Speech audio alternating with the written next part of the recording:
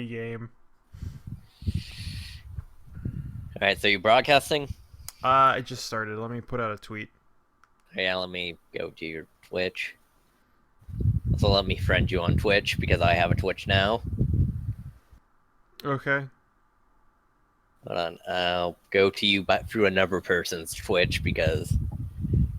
what's your name on Twitch again? Should be Space Cow 2455.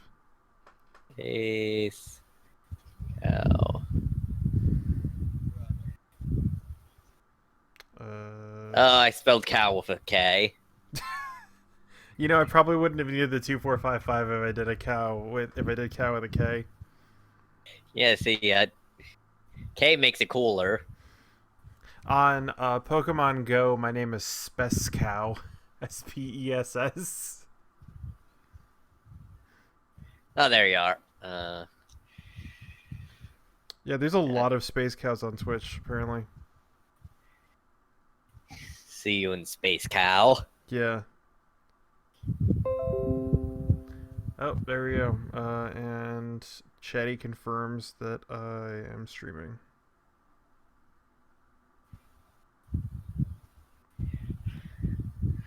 I'm gonna now pop out the player chat. Yeah, pop it out. Pop it out. Pop the jams. So, in late news, a Pokemon game's come out recently. Pokemon S&M. Yep. Did you get which one did you get? Moon. Cool. I think Vinny got Moon as well. All right, yeah, we're trying to find a good place to grind because I'm getting my ass kicked. Also, speaking on the topic, you know what Sun and Moon doesn't have anymore? What? HMs. You know, it's probably fair. They've been completely eliminated. Now you just get special Ho-Oh Pokemons at some point in the plot that do the HMs for you. Like a Tauros that does Rock Smash and is also your bike. What? Hey, you just ride around on the Tauros. Okay. Why not? Fuck I mean, I'd prefer Skiddo, but... I mean, not Skiddo, Go-Go, yeah, Go-Go. Skiddo is the unevolved. I guess they already kind of had that in Go-Go's debut game. Go-Go, the goat that goes. So, also, another Deathbed, quality the bed that eats. Yes. Also, another quality of life improvement is when you capture Pokemon and your team is full, you have the option of sending one of the other Pokemon in your team to your PC rather than the one you just caught. Oh, cool. Also, your Pokédex is possessed by a ghost. Okay. Yeah. Why not? Yeah. Rotom. And it tells you what you need to do next. I think Ash kind of has that in the new Pokemon series. He's got a Pokédex that floats around and talks to him. Yeah, well, if it's based on the new, which the new Pokemon anime actually looks kind of decent. I've just seen clips from it. Oh wow, I got there fast. I've just seen clips from it. Yeah, me too. Like, mainly ones about Rowlet. Mainly a series of clips that are all about Rowlet, because someone did a Rowlet supercut. There's only been like 5 episodes. 6, maybe. There's 183 seconds of Rowlet. That's all I know about the show. Well, good. In the anime, apparently Rowlet got raised by the toucan Pokemon. Yeah. I forget. Also, the Mimikyu Team Rocket has is an edgelord. Yeah, it's the one that hates Pikachu. I remember seeing that. Whereas all the other ones are just like, don't be... Because of course Team Rocket gets the try-hard one. Yeah. The one that will be the next Pikachu.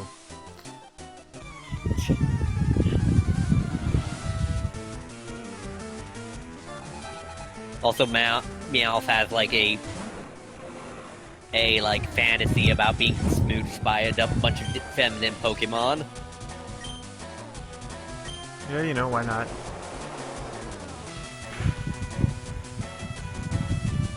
Ah, Also, shit. one of the characters in the anime is based on the character of the game, but it's basically a completely different character because in the game she just doesn't like Pokemon fights and also Pokemon attack her due to a Pokemon she's carrying around.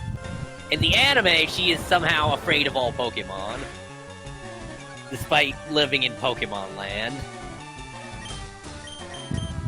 and is freaked the fuck out by any Pokemon that comes near her. Huh.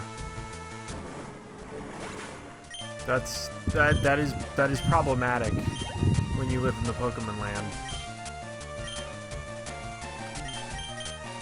Although, yeah, and she's like Also, she's like a supporter. Like what? That sounds infuriating. Like, is she? Because all she is just like. it's mostly played up for comedy, and she's a supporting character. Yeah, because I was in about the to. anime. Yeah. It's mostly like played up, you know, freaking out when a Pikachu gets like real up in a grill and making funny faces. And having like a safe suit, like hazmat suit to handle Pokemon in. Also, the animation quality on the is better because of the style shift. Ash actually looks like a 10-year-old. Yeah, I noticed that. I mean, before he was just like not very detailed.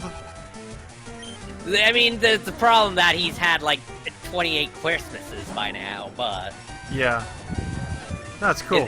He's just. it's like MASH. Don't worry about it. The Korean War went on for 16 years.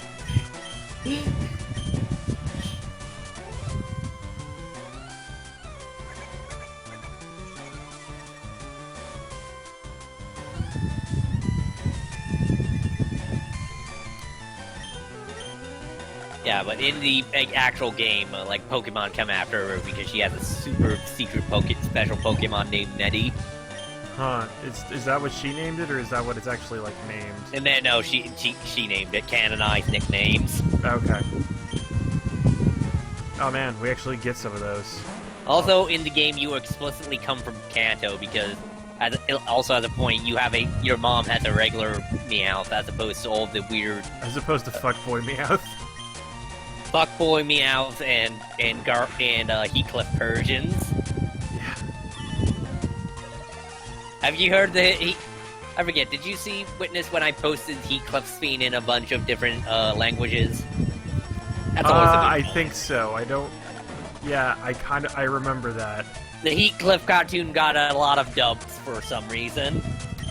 Yeah, I you guess know... that was back to the point when there were still, like, dub-oving theme songs for cartoons. Yeah, I remember hearing, like, that was... Man, I mean, DuckTales had, like... DuckTales the was one- I remember DuckTales was, like, in Turkish. And I the remember Turkish- hearing, I think, the Finnish one that had, like the Yeah, line, oh yeah, it's your arms are broken! Yeah, it's the Finnish one. I remember, yeah, the Finnish one. Instead of saying DuckTales, they say uncut. No need to be a taco Nazi. Just turn around and count on Lassie, sing and dance and bake a cake. Oh, uncut. Whoa. Actually, I don't even think they don't even do who. They do like they have some other sound that they do. Unrelated, I think in Iceland and certain Nordic countries they had to rename Mona because I think that's a bad word in those languages. I wouldn't doubt it. I think.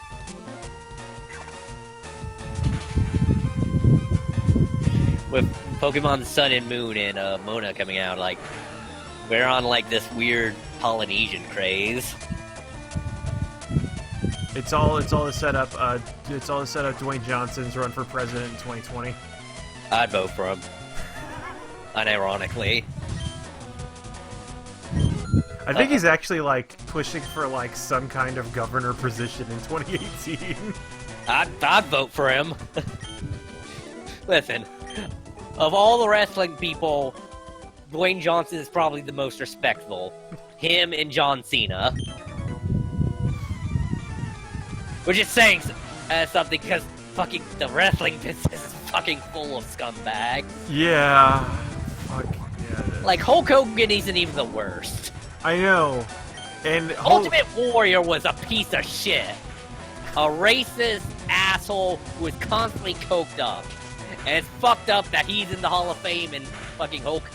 Well, I guess he got into Hall of Fame just before he died, so before he could say anything else really terrible. Yeah. Like, he died like 1 week after getting into Hall of Fame. And yeah, it's crazy because, like, you can point at Hulk Hogan and basically say that's everything wrong with wrestling, and he's not even the worst part of it. Yeah, I mean, he has a lot. I mean, he's one of the reasons that wrestling is not unionized. Because I think he ratted on everyone who was trying to unionize. Yeah, and yeah. He always puts over himself. Yep. He's just in general an asshole. But remember when he was Dave Dragon? Fucking, I will always, now and forever, remember High Noon at Mega Mountain.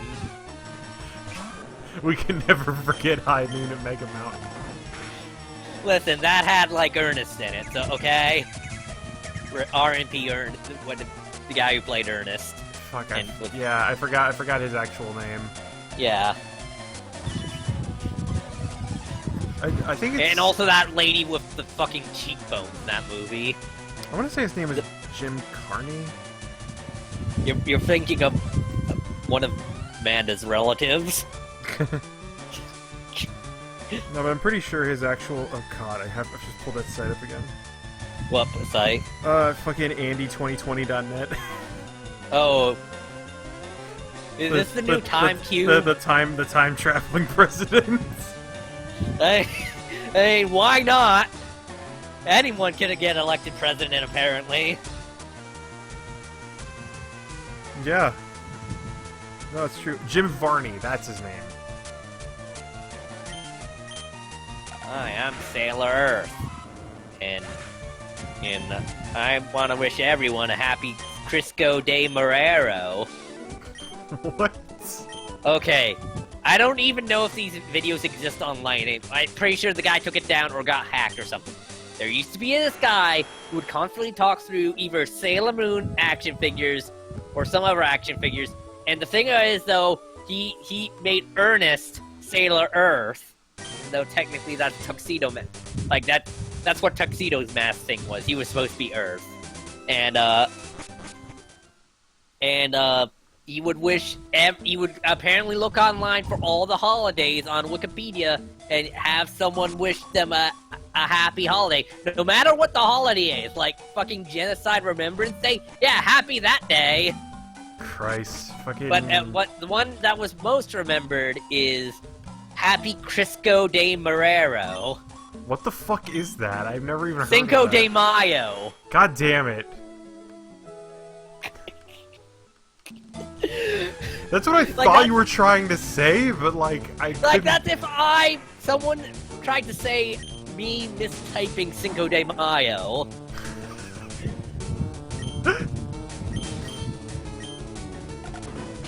Yeah, he was a weirdo. Yeah, no fucking kidding. Jesus.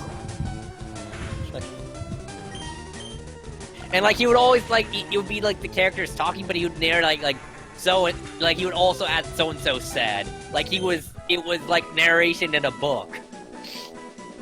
God, this is some... Also, that reminds me of another thing about, like, a guy I remember seeing on YouTube that would grind out shinies the hard way. Like, fucking... Is that the guy who would, like, play Pokemon on, like, 4 different Game Boys at once? Yeah, and, like, instead of, a breeding program, which is usually how he gets shinies because it actually increases the stats, you would, like, fucking,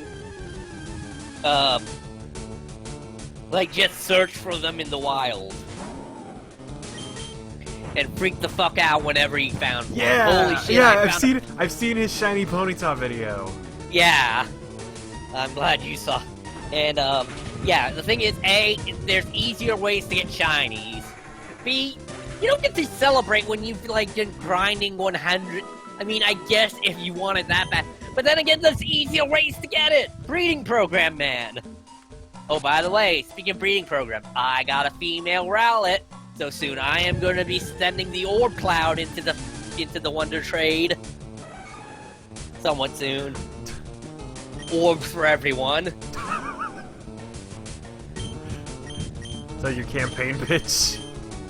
Not only do I want to build a wall around Mexico, I want to build a wall around every Mexican city. Men, women, children, walls for all! God damn it, I've heard you say that before, I don't know what it's from. It's from, like, an old flash dub on NSA, like a fake 9/11 conspiracy theory, sponsored by presidential candidate Dr. Ron Paul. I'm Ron Paul. I think the government should stay out of your life. So if I'm elected president, I will lock myself in a cave for the next 4 years. Also, gold should be illegal. I'm Ron Paul. I can fit my whole hand into my mouth. God damn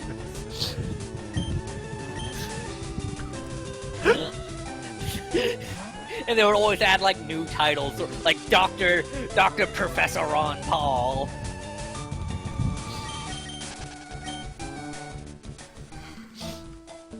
Because, like, that was around the time, like, wow, both these characters... Wonder if there's a third-party option. This Ron Paul guy sounds great.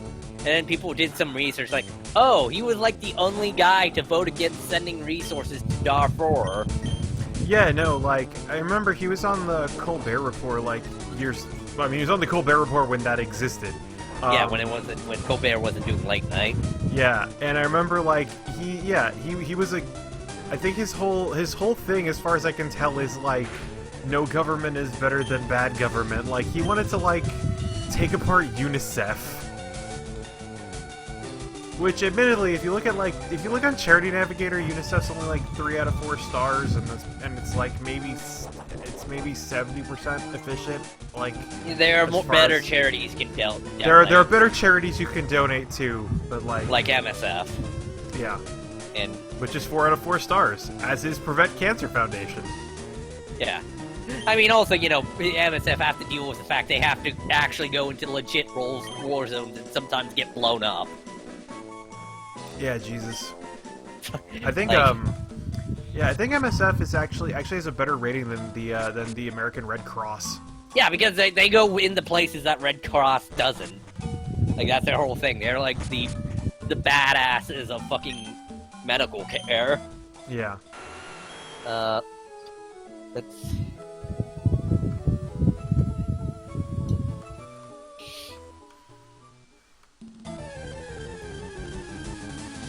There's a lot of charities I thought were better than they were. Although I think, like, yeah, I heard a lot of shit talked about that, like the breast cancer stuff.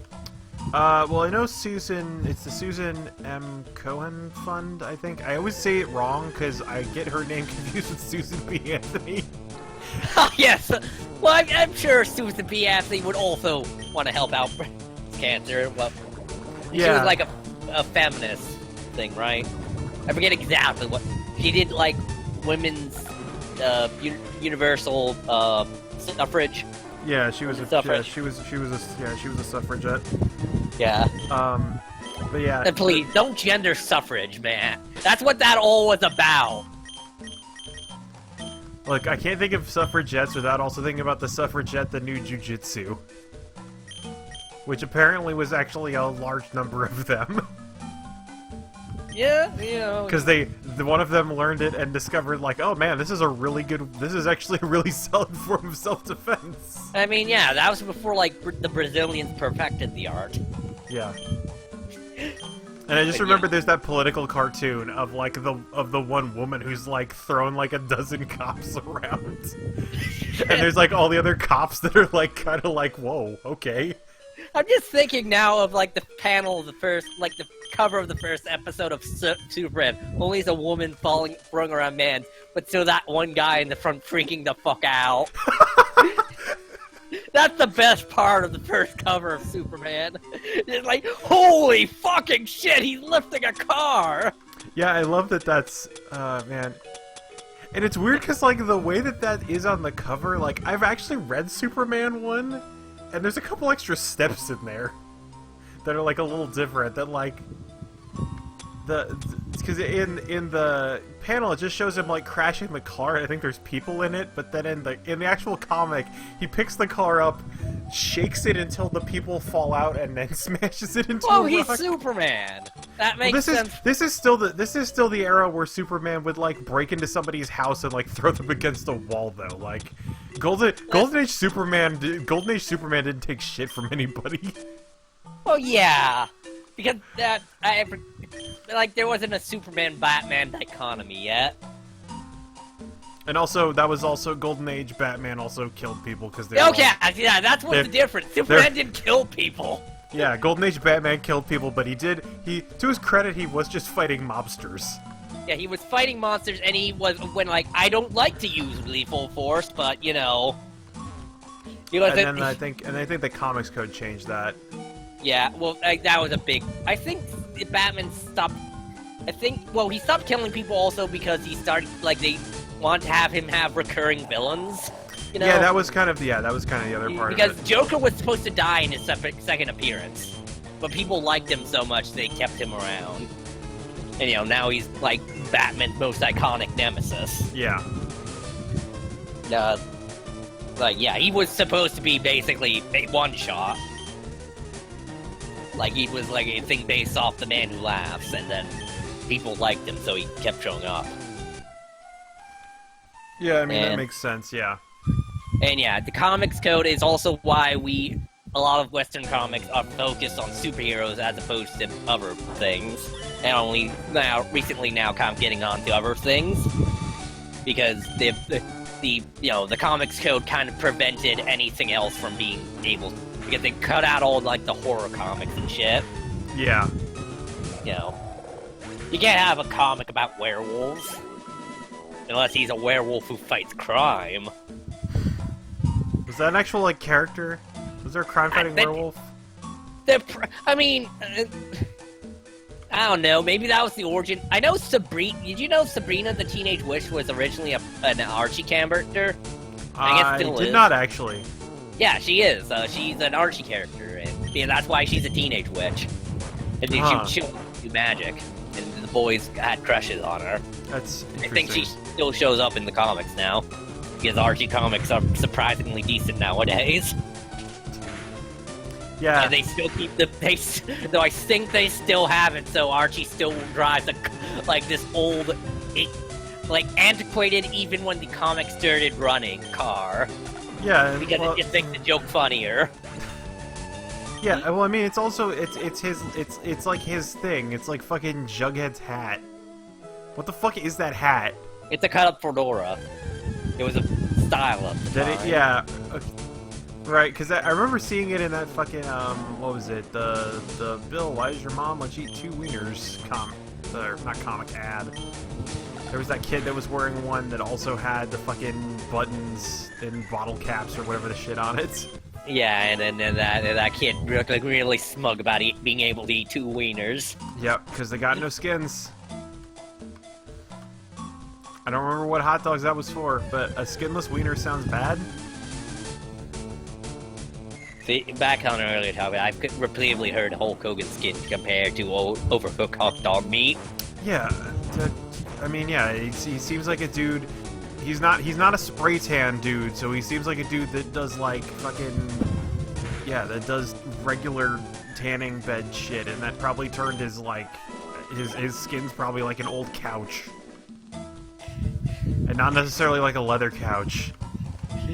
Shitty old. Let's see, and I remember also hearing a guy one of the things I listened to occasionally, was this, recording over one of the, worst WrestleManias, and one of the guys commentating on it said, I used to think, I was a kid and it was dumb, so I used to think Macho Man was Hulk Hogan's black friend, and I thought they were really cool, progressive people for it. What? I guess prefacing with I was a kid and I was super dumb is probably the best way to do that. I like it. I didn't know people could get that tan. He's from Minnesota. How can people get that tan?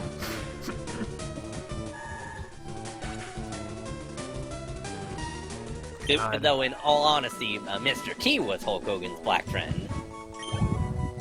Which is why WrestleMania was a success, because Mr. T helped promote it. After, like, they were both together on Rocky 3. Was Hulk Hogan in Rocky 3? Yeah, he was the guy who Rocky fights in the shoot wrestle match. Because that's when wrestling was still... people still thought it was real. Huh. It was like around the 90s, people wisened up, but the 90s was also when wrestling became popular because it stopped giving a fuck. Yeah.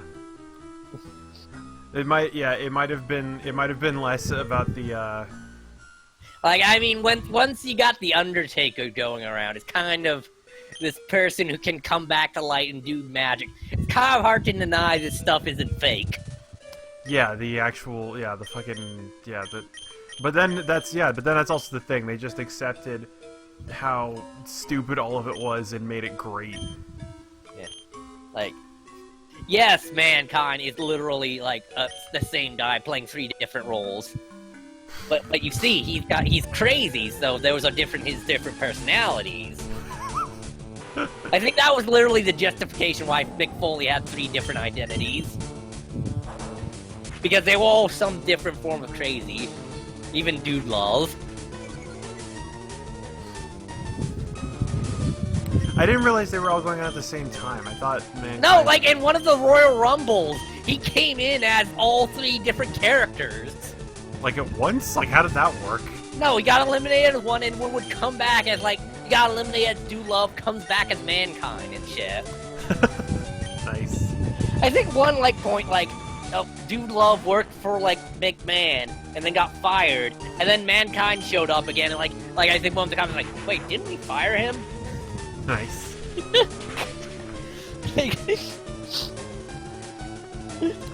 super dumb, but I love it. See if I can catch this Crobat.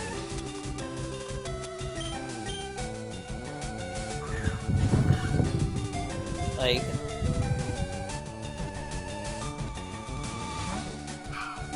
I mean, this was also the time of, like, Kane, who was like The Undertaker, only more extreme in 90s. Brother, you got all the good genes. No, he didn't even talk. Originally Kane didn't talk. He was just this guy who showed up in the mask, and, like, it was supposed to be more terrifying than The Undertaker. So, like, Undertaker could be a face and have someone, like, go against him. Gotcha. Yeah, and then him and The Undertaker teamed up for a brief moment under McMahon, but then they went back to fighting each other. Huh, alright. I didn't know much about the Undertaker-Kane rivalry. Oh, so what do we want to call this Crobat?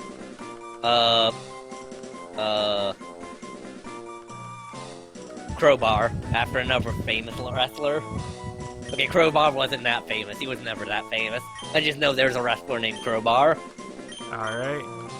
It was like in late WCW. I think it was in TNA briefly.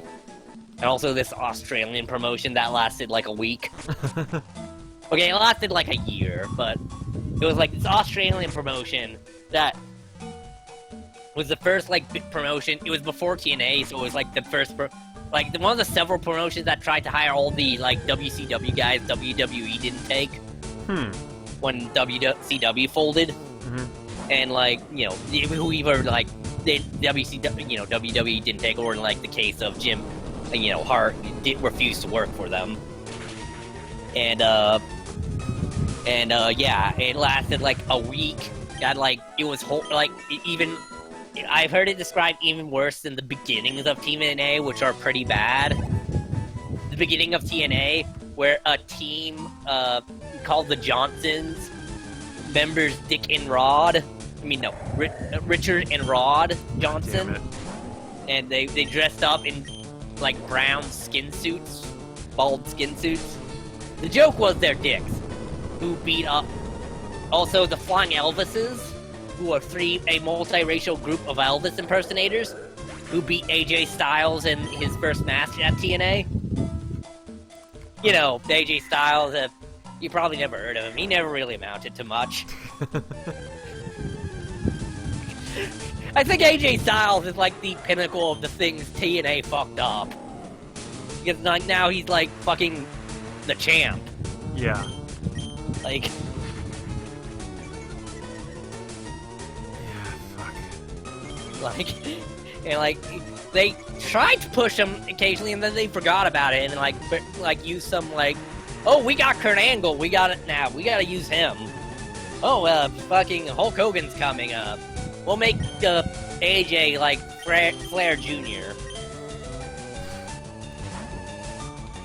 Also, you know, I think the big thing is like the reason he quit is they stopped paying him. Like many people in TNA. That's a good reason to quit. Like, yeah. I know Billy Corgan of former Smashing Pumpkins days was like briefly like a shareholder and like also like worked there as like a writer. And I think he eventually ended up suing the company because he wasn't getting paid even.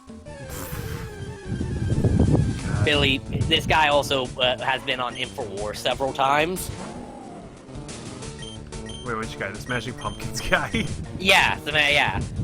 I mean, to be fair, it's like it's hard to name people who it's getting hard to name people who haven't been on InfoWars now. I mean, like as an actual guest. Yeah, like fucking what is it? John Ronson was on InfoWars, and it's like it's weird because he's like this super progressive British guy. Well, probably just gets whatever. Like he's been on multiple times, like, and he and Alex Jones have talked like off of the show even. I don't know what Alex Jones' deal is. Well, he's a patriot. I know what he is. I don't know what his deal is. He's a patriot. He loves to eat. He loves to have children. I've heard. And he's coming. I've heard the elevator pitch. He's got I know there's cum also coming theories that blowing he's through his actually veins. there's a comedian who died, and people believe that actually he became Alex Jones instead of dying.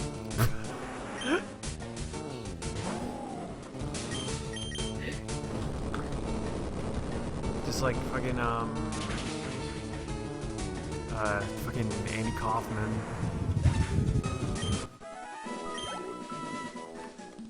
I think I need to find a better place to grind. I'm not getting much experience out of this place. I'm not getting much experience. Victory Road? I could try. I mean, we tried Victory Road. There wasn't much there because there's just super. Oh, trainer raid fights. Try trainer raid fights. Like at Victory Road. Okay, sure. Yeah. I need. Oh shit! I lost my. I gotta go to the Pokemon Center. Don't worry. Now you don't need to get the maze right to get out of here. Actually, I just realized I left my flying Pokemon in my PC, so I gotta well, you go. could just surf over there. Yeah. Over right. Yeah. I just gotta surf back to a place where I can get to my PC. And I have an idea to pitch at you. Shoot. Maybe sometime we do commentary on every WrestleMania. That's a lot of WrestleManias. Only like 30 so. 30 something.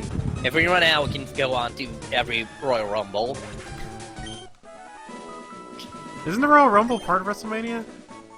No. It was for it didn't even start. Like the main thing of Royal Rumble is the winner of the Royal Rumble gets the main event, like gets a title shot at WrestleMania. Okay.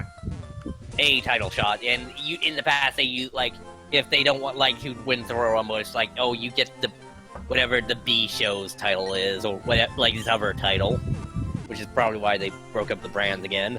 Right. Yeah. So it didn't start out that way, but like over time, like they eventually made it official. Yeah, the winner of the Royal Rumble gets a title shot at WrestleMania, and it's a big Battle Royale where people come in at like timed invites. Yeah, it's like every 15 minutes more dudes come Yeah, in. and if you get thrown over the ropes, you lose, and your feet touch the ground, you lose. If you get thrown through the ropes but not over the rope, like over the top rope, you're still in. And if your feet don't touch the floor, as proven by HBK, who did a handstand once on the, and also by Kofi Kingston, who's had many journeys outside the ring where he had to jump on the announce decks and on like roller chairs to get back in. It's just this like crazy game of the floor is lava. Yeah. Nice. And also, I think, in, one of the, I think, if you are injured and, like, have to be taken back, you can, come back to the Royal Rumble if you get better before it's over. Which I think both Stone Cold and Roman Reigns did. So you know, out of character, so they don't have to be in the entire time. Right. I also know, like, one Royal Rumble, like, I think it was, like Stone Cold's first. He accidentally got eliminated, like, he was supposed to be, like, the Final Four, but he got, like, accidentally eliminated early. And I should just give a look to the other people, like, oh, well, there's been a change of plans. Alright, you guys, you can do this. I think there was another one where, like, two guys got eliminated at the same time. And I think that was the one where, like, they had to do it over again. And that was the one where Vince McMahon came out, and when he was entering the ring, he tore both his quads. Oh, jeez. And, like, had to be in, like, a scooter for a while. I think you could even hear him saying, "God damn, Paul, I think I broke my ass!" Or something like that. Paul being Triple H's real name.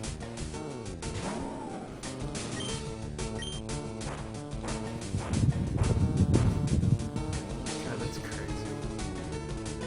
Are all the where can you even find all the Royal Rumbles? Like, well, probably on the network. I don't know if I don't have it like the network access. You could probably find them online somewhere.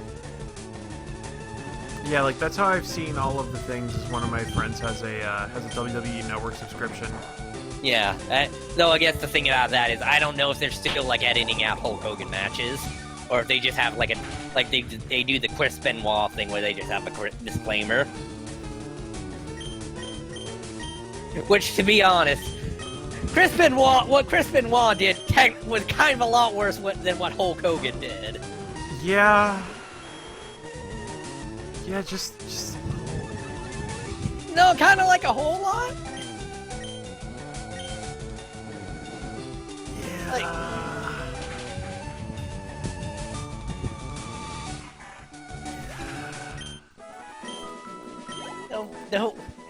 Don't treat concussions, people. Don't like just bang your head on everything. It does not end well. Alright, this is actually like I think this is actually a trainer group that's like it's supposed to be.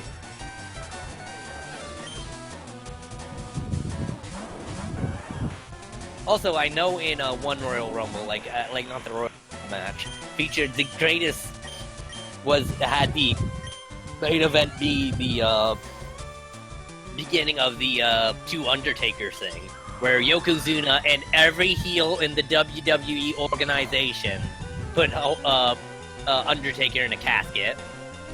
Like, everyone ran out for that match. Everyone. Everyone wanted to kill the Undertaker. And, like, yeah, and then he went in a casket, and technically didn't wrestle that WrestleMania, so technically you could say Yokozuna was the one who broke the streak.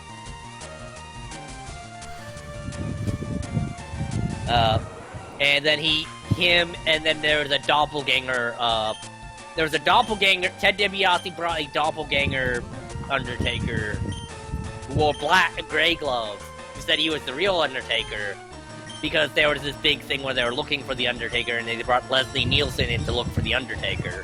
What? I don't know. I heard most of this angle described to me by Dan Reichert. Like Leslie Nielsen and like was doing like this bits where he would look for the Undertaker, and then Ted DiBiase, who was one of the ones who originally brought the Undertaker in, like said, "I have the real Undertaker because I bought him out. Everyone has the price, even this undead guy." And then Paul Bearer is like, "No, I have the real Undertaker. I cannot do a Paul Bearer. No one can do a pallbearer. Yeah, and then they had, like, they were, like, you know, behind the scenes, like, they would train the fake Undertaker to try and do the real Undertaker stuff. But, like, it wasn't as good, and you could kind of tell it wasn't real Undertaker. And, it became the main event for SummerSlam. Yeah, sure. It wasn't a bad match, but it wasn't what you want to do for a main event. Mm-hmm. Like, Yeah, no, that sounds bananas. not as... I get... And then there was, like, that time in the early 2000s when WWE wanted to be really fucking edgy. With, you know, the Katie Vick storyline. Wait, Remember when I told... I think I told you about Katie Vick. You might have, I probably forgot The it. dead cheerleader storyline. Where at one point in the angle it's implied that fucking Kane performed necrophilia on a dead cheerleader and literally fucked her brains out. God, okay, yeah, that's... I don't think you've actually described that, because I would have remembered that. No, I'm pretty sure I told you about Katie Vick. You And, like, might yeah, have, it was, I don't like, the remember, I don't most- remember the fucking, I don't remember the necrophilia angle. It started being that, like, Triple H said, Kane killed a cheerleader or something. And then there was this quote-unquote tape of him entering a casket naked and then hurling, like, brains and something. And also, like, killed a, like, dash cam video of her getting killed in the car accident. I'm not exactly sure of the specifics of this angle. I just know it was, like, considered one of the worst angles in WWE of all time. Yeah, holy shit. And was quickly dropped after that part of it. Yeah, holy goddamn, that's... Like...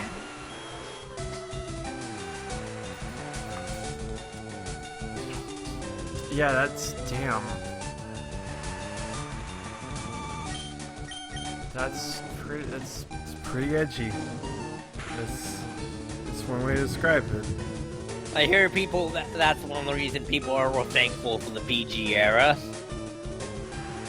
Or at least, like, appreciate it in retrospect, you know. Yeah, in respect for what happened when it wasn't. Also, I realized we need to go through the Victory Road Cave from the other side. Because I can't go back because of all the... Actually, wait, I can, because I can push the stone out of the way. Oh, let's see, Ah, shit, I need my, Pokemon with Strength.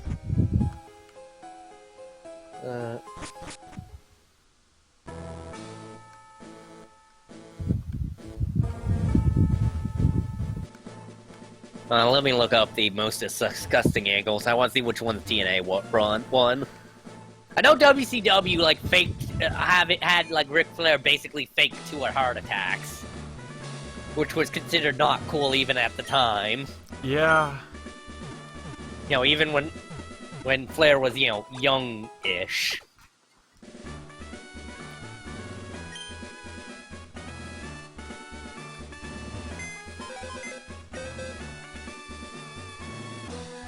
Oh, and I guess before that, there was a whole, like, in the 90s thing of Sergeant Slaughter being an Iraqi sympathizer. Huh. Yeah. And, like, Hulk Hogan had to fight him because Desert Storm. Because America. Did you have that SNES/Genesis game, the Desert Storm helicopter game? Which they released a bunch of sequels to, that, like, Jungle Storm and stuff. Even though they, like, aren't related to anything other than we didn't want sequels for this helicopter game people liked. I haven't heard about... Not like we're gonna invade Iraq again. Yeah, that would never have happened. Technically, we didn't even invade Iraq the first time. We invaded Kuwait. Yeah, we just destroyed Iraqi, like... Okay, we also spent, like, special forces in there, but... And dropped a bunch of cruise missiles to blow up all their detection things. Yeah. And Yeah. And a bunch of... Although we blew up all their radar facilities, and then the Air Force did the rest. Yeah. Actually, like, weirdly, I just saw, like, a documentary about the B-52 and how it's been instrumental in so many wars.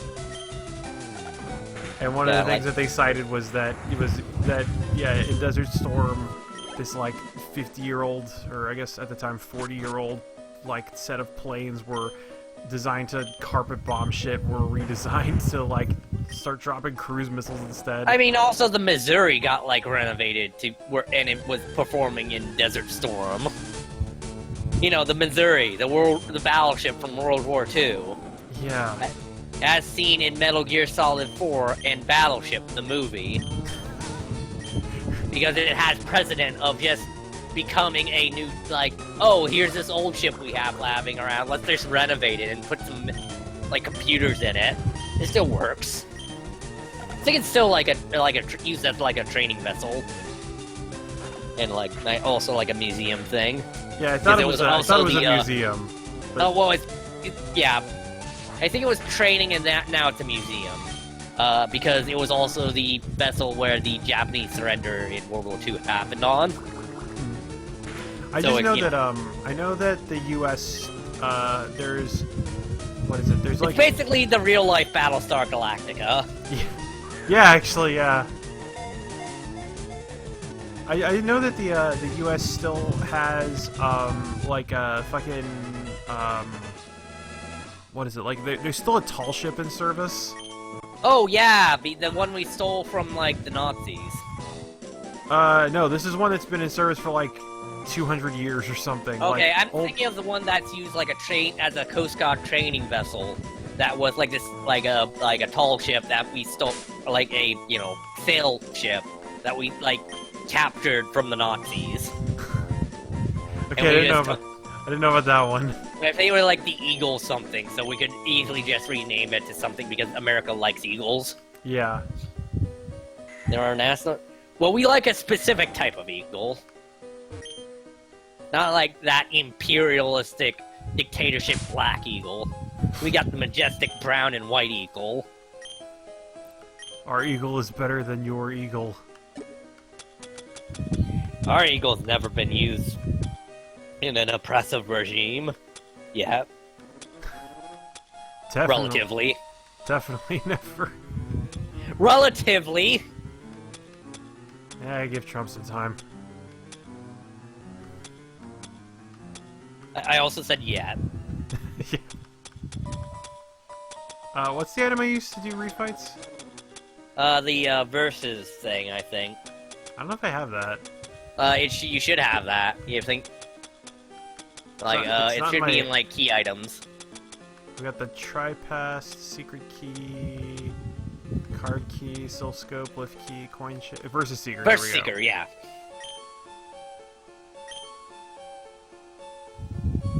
Wait, how do I use it?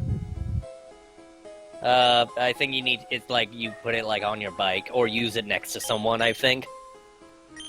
Also in the new Sun and Moon, instead of walking over to you, like they just do whatever when you're like when they see you.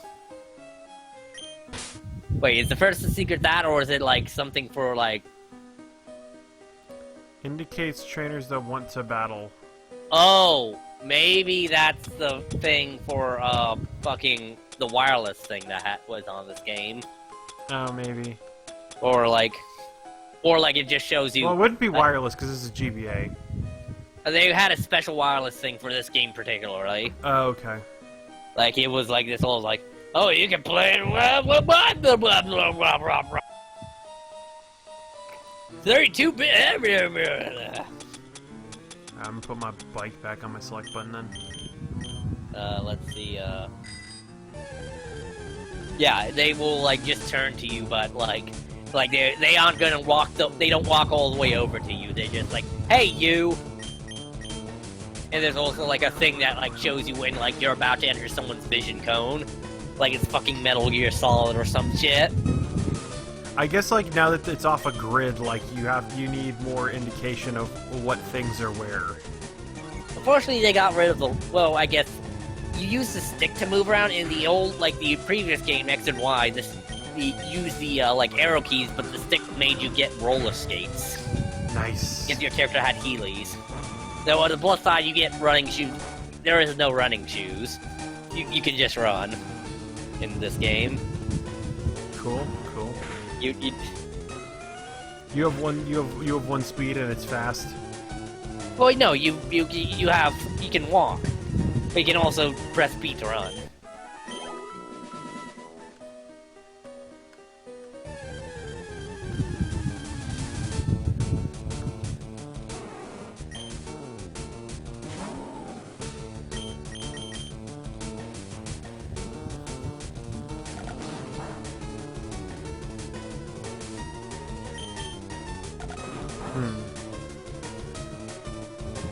Also, a feature I haven't experienced yet is called the SOS system, where if you beat on a Pokemon enough, it'll cry for help and come and bring in over Pokemon. Huh. You can use that to get, like, evolved forms of certain Pokemon in certain areas. Or if you want a Pokemon of a particular, like, ability or nature, or something. So this just takes the animal abuse angle to like a whole new level. Yeah, I take issue with it because it's kind of, fucking ludonarrative dissidence here. Yeah. Because also, like previously stated, the reason Pokemon come out and fight you is because they want a challenge. Like, they are willingly trying to fight you. You're not seeking them out and, like...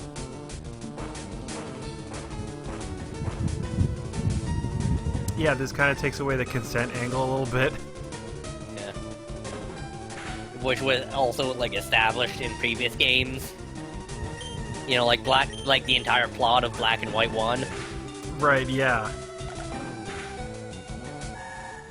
I don't know, I guess they had no other way, like... Maybe they still want to fight you, but they want to make it on their term. Oh, They're man. playing to win. What do we want to get rid of for Ice Punch? Well, all those moves have, stab. Except for They're Flash. Yeah, but flat. Well, I guess, can we overwrite? I guess we're not going to go... does this cave need... Does Victory Road need Flash? No. Okay, then overwrite Flash. Goodbye, Flash. Ah, fuck, really? Oh, I get... Yes, it is an HM. God damn it. Alright, so, see, like, check this. Ice guess Punch the- is 75 with 100% accuracy. Is it better than Boat Club? 65 power, 85 accuracy. Yeah, go back to... Yeah, it looks better than Bone Club. Yeah, and only a slight reduction in PP.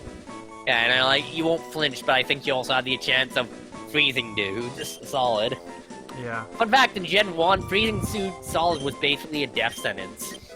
Because the only ways to get out of it was either have a fire attack performed on you, or have the ice heal. Or you're dead. Like, there was no other way to get out of being frozen. Huh. Another new feature of Sun and Move. Occasionally when you end fights, you have the option of removing status effects from your Pokemon. Nice. Wow, that did a lot less damage. Maybe getting rid of Bone Club was a bad idea. Well, I mean, maybe that was also like, It was a move that Pineco was strong to. Yeah, so, fuck. Yeah, what? That doesn't mean anything. Well, the Bone Club was a move that Pineco was strong to, and Bone Club did more damage. Well, that was stab. Yeah. I don't know, I'm not a Pokemon professor.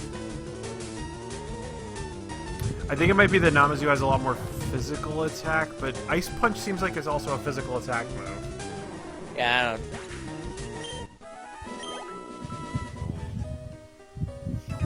Oh, there we go. I haven't bought this guy yet. Come on, I'll whip you! Also, I haven't met Oak's Hawaiian cousin yet. Also, like, when I was fighting Pokemon trainers, like, I've heard this Moroi's music before. What is it? Oh, right, it's in the music for all the trailers.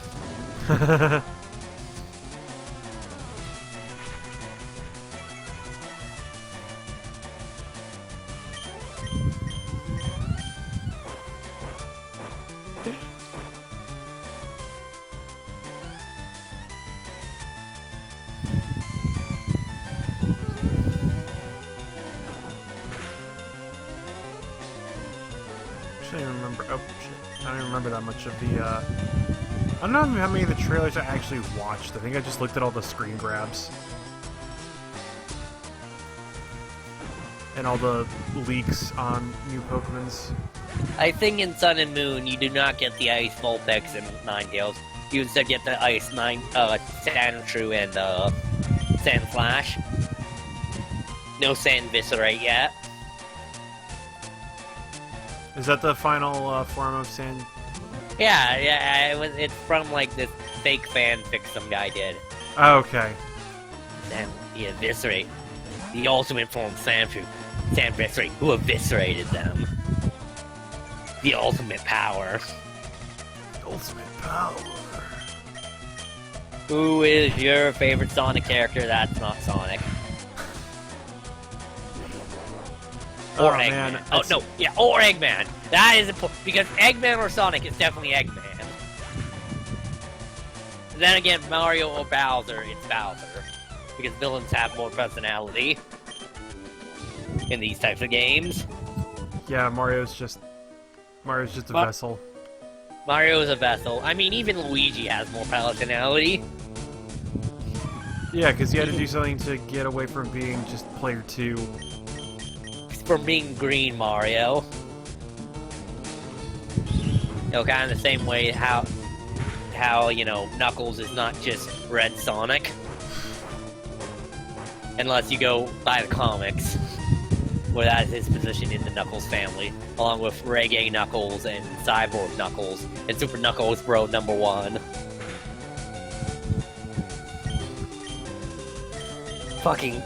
The fucking entire Echidna family. I'm so glad they're all dead. No, they all went back to their home planet. Because they're all aliens. Yeah, but Knuckles is still around, and he's not an alien, so they're dead. They've been erased from time. But thanks, Mega Man. They're more than dead. They never existed. By the way, Mega Man is the reason why they're gone. Well, one of the reason. Also, the guy who made all of them sued, and like, okay, yeah, you can have like these tertiary characters you invented. But he Actually, also wait, how did tried Mega shit Man? like Was there a Sonic Mega Man crossover? there were several. One was like more like a Capcom Sega crossover. But yeah, there was because Archie also made a Mega Man comic, and then they had a crossover where Dr. Eggman and Dr. Wily teamed up and became best friends. Sure. And it kind of owned. Yeah, you know what? I can see that. They both make a shit ton of evil robots. They also made robots of all of Sonic's friends, based on all Sonic's friends. Even Shadow Man, and with Man at the end, including Shadow Man. Even though Mega Man also already has a Shadow Man. Yeah, he was in Mega Man 3? I think so. Also, they had a joke where, like, Sonic has to navigate the disappearing platforms that are in Mega Man games. God damn it. And Tails like, no, you just gotta be patient! And Sonic is not pleased with it. I also know now, though, they're like, I think usually the second crossover, they're now, like, there's now, like, a regular Sonic comic, a, Sonic Boom comic, and also, what's called Sonic Mega Drive, which is based off, like, the classic games. You know, like, everyone's character design is, like, you know, Sonic is rounder, and Eggman is rounder, and Amy is wearing a green shirt. Like she is in, like, Sonic CD. Yeah, I was trying to think of the early games where Amy shows up. Yeah, she is originally from Sonic CD. That's where she shows up in. Huh. Her and Metal Sonic. Sonic CD, which was worked on at the same time as Sonic 2. Sonic CD was, like, most of the original crew, but, Sonic 2 was, like, the game creator and a bunch of people from, like, the game's, like, original designer, a bunch of people in America, and they had two completely different ideas of what Sonic should be. Because Sonic CD involves a lot of exploration and like careful platforming, whereas Sonic 2 is okay. You go fast. You go fast and go fast. Have good reflexes. You want to just go. Gotta go fast. And it turns out that one was more popular because people wanted to go fast in those games. Blast processing. Yeah, like they didn't want to fall into many spike traps like were in like Sonic CD. It's weird that it's weird that I guess Sega never like put together like an endless runner for Sonic. Then not yet. I mean, Nintendo's beating them to it. Yeah, I guess that's. Well, I guess they already beat him with Flappy Bird. If you want to think about it. Wait, who made Flappy Bird? Well, Flappy Bird uses Nintendo assets. Does it? Yeah, I think it uses like the pipes. The Mario pipes. I mean, it's not as blatant as that one Chinese Mario Maker ripoff. The one that even like steals sound effects, up to including the Mario theme playing when you place items. It will literally go dun dun dun dun dun dun dun dun when you place items. Hmm. And somehow they haven't got this crap shoot out of them yet. It's because it's really hard to fight China on copyright shit. Like, have you seen all the weird like Do you remember when China made a World of Warcraft theme park without any authorization from Blizzard? Oh no, but I do remember their version of the Gundam statue, which they actually did make legally distinct by putting a bunch of spikes on it and painting it yellow. Yeah, they didn't even do that for their fucking World of Warcraft theme park. Which just has, it's World of Warcraft themed. That's what it is. China don't care. Yeah, trying to do what it want. I mean, although a lot of that is like I just associate with like Hong Kong and off bootleg T-shirts, which you can also find in America. It's just the ones in Hong Kong are more hilariously misspelled and things. Right. I think that's where we get Born to Die, World is a Fuck. Yeah. Someone, is there an image of that with like fucking red on it and blue instead of the two things? And it's like Born to Train, World is a Smell, 1998, Catch 'em All, I Am a Trubbish Man. 410 billion dead Pokemon. No, 400 billion, like fucking battles won, or something. Gotta go all the way with it, man. It would make no sense for Red to kill Pokemon. Who, by the way, isn't the post... Spoilers, isn't the post-game of this game. Right, yeah, both Red and Blue show up, and everybody shipped them together as gay dads. I mean, to be fair, they're just pals hanging out on a Hawaiian vacation.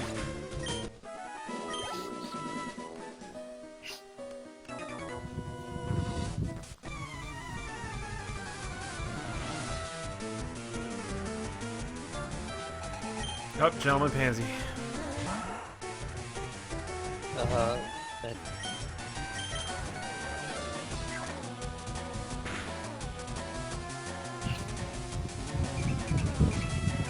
Also, speaking of Hong Kong, rip in pieces, Sleeping Dogs too. Oh yeah, because that whole company went defunct. Yeah, that, and they also had it already in early access, that like hack and slash game. And then like it dead. Yeah.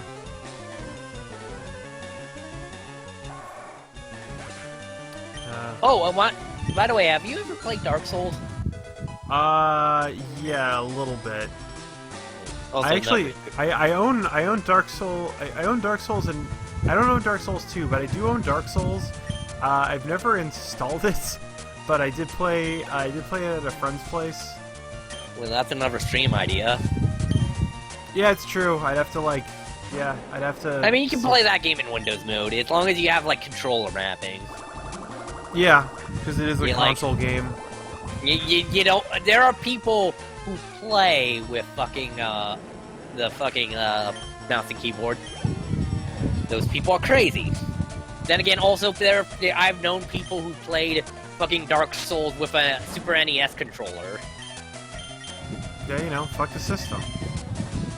I've also seen various runs of Dark Souls 1, like Soul Level 1 run, where you start with the one class that gives you level 1, and you can never level up. All your stuff you get from is like your equipment and like buying new spells and shit. Hasn't somebody also like beaten Dark Souls using like a Guitar Hero controller? Probably. I think there was one guy who tried to do the Final Fantasy Fiesta while also using that controller to play Dark Souls. Fucking dad mode runs are the best. Let's see, That was the thing that was the thing that happened at SGDQ, that somebody mapped a Wavebird to two different GameCubes that were running Pokemon Red and Blue. I mean, I know about Double Contra. We played like two versions of Contra overlaid with each other, which are slightly distinct from one another occasionally. Yeah, I was about to ask on that one. Yeah. Like, yeah, they're overlaid on each...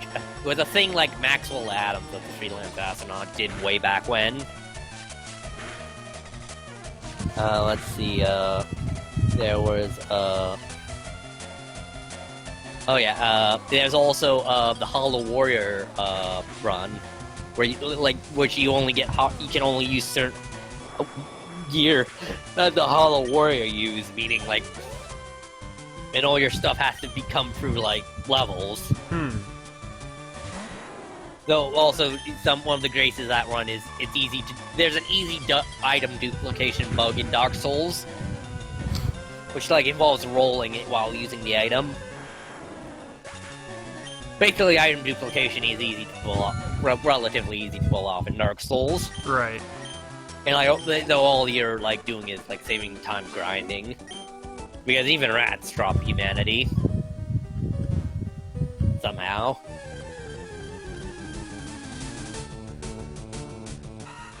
Well, you know, a human is just a rat waiting to be born.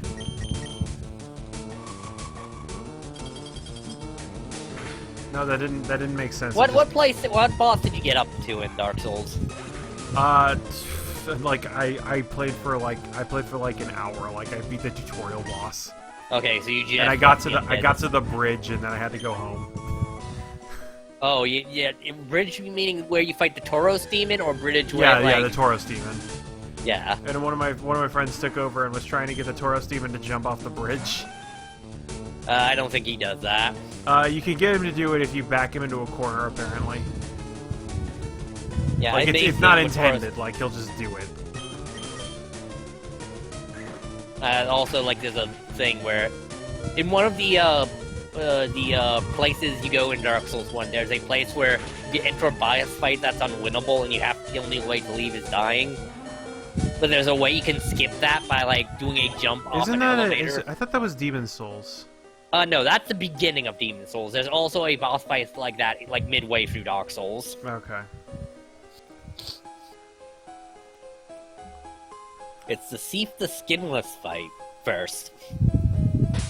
And like it happens first in the Duke's library because Seath is a Duke. And the way you do it is you go off an elevator while it's going down onto another floor, and that skip is called the Duke skip. Nice. I like for the most part I like the names given to like weird speedrunning tricks.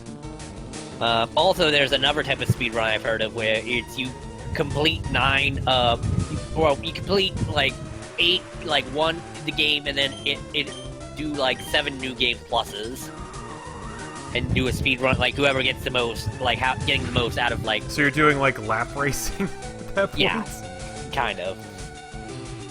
Like You do like 8 games of Dark Souls, each one a new game plus, which new game plus actually increases like the HP and like damage of enemies and shit. Right.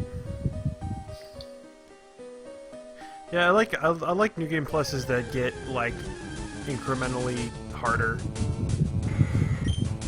I mean, it's not great, but like I've heard like, especially in like I've heard Dark Souls 2 new game plus it's just very transparently not great. It's a thing you can do. Mm-hmm. Especially if you want to do like gimmick, but like do a run where like the first run you get all the items you want for your build, and then like the second run, you just do that run with just using those items.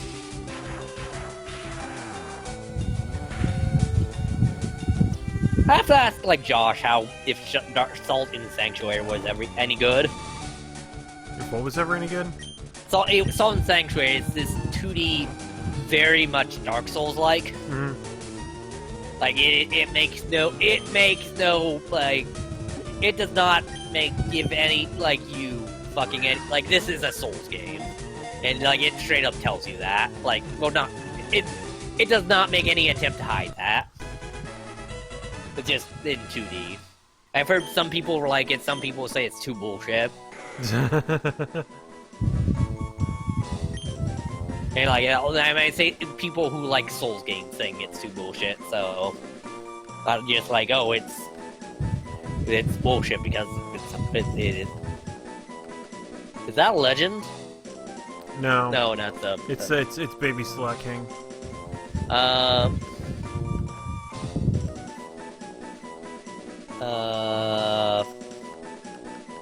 named a Slowpoke memes in my Sun and Moon game. We don't have anything called memes. Alright, I get. Well, I mean, no, Slowpoke, so not this. I was gonna name it Jane, but there's no. It was a female one. Mm-hmm. Let's see,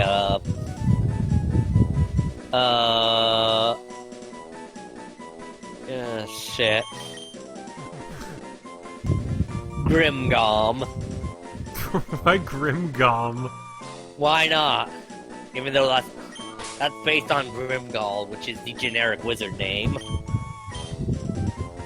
Well, a name for a particular type of wizard, the ones that wear like star hats and have white beards Mm-hmm. and like moons on their. Yeah, you're stereotypical wizard. Your racial character of a wizard. It's the equivalent of wizard blackface. I am more than a costume. Yeah, picture of like Harry Potter on the fucking. This is not who I am, and it's not okay.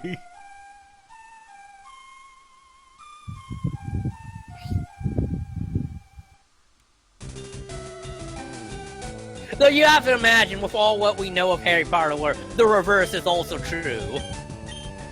Oh, I'm going as a muggle for Halloween. Oh, look at me, I'm using electronics on my cellular phone. I didn't know about. Where's this happen? What? Where?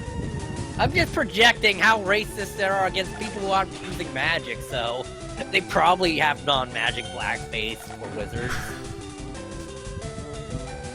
That or what Ron's dad was basically a muggle otaku. I feel like that was his thing, although it somehow also tied into like his work for the Ministry of Magic. Something. Because I think he was about capturing magical artifacts, kind of like fucking Warehouse 13. He just also loved technology. He just really loved technology. Even antiquated technology like stitches. Because that's what happens when he gets bit by the snake in the third movie. Oh, I want stitches! Yeah, he can just magic to heal. No, stitches. This is how I want the authentic experience.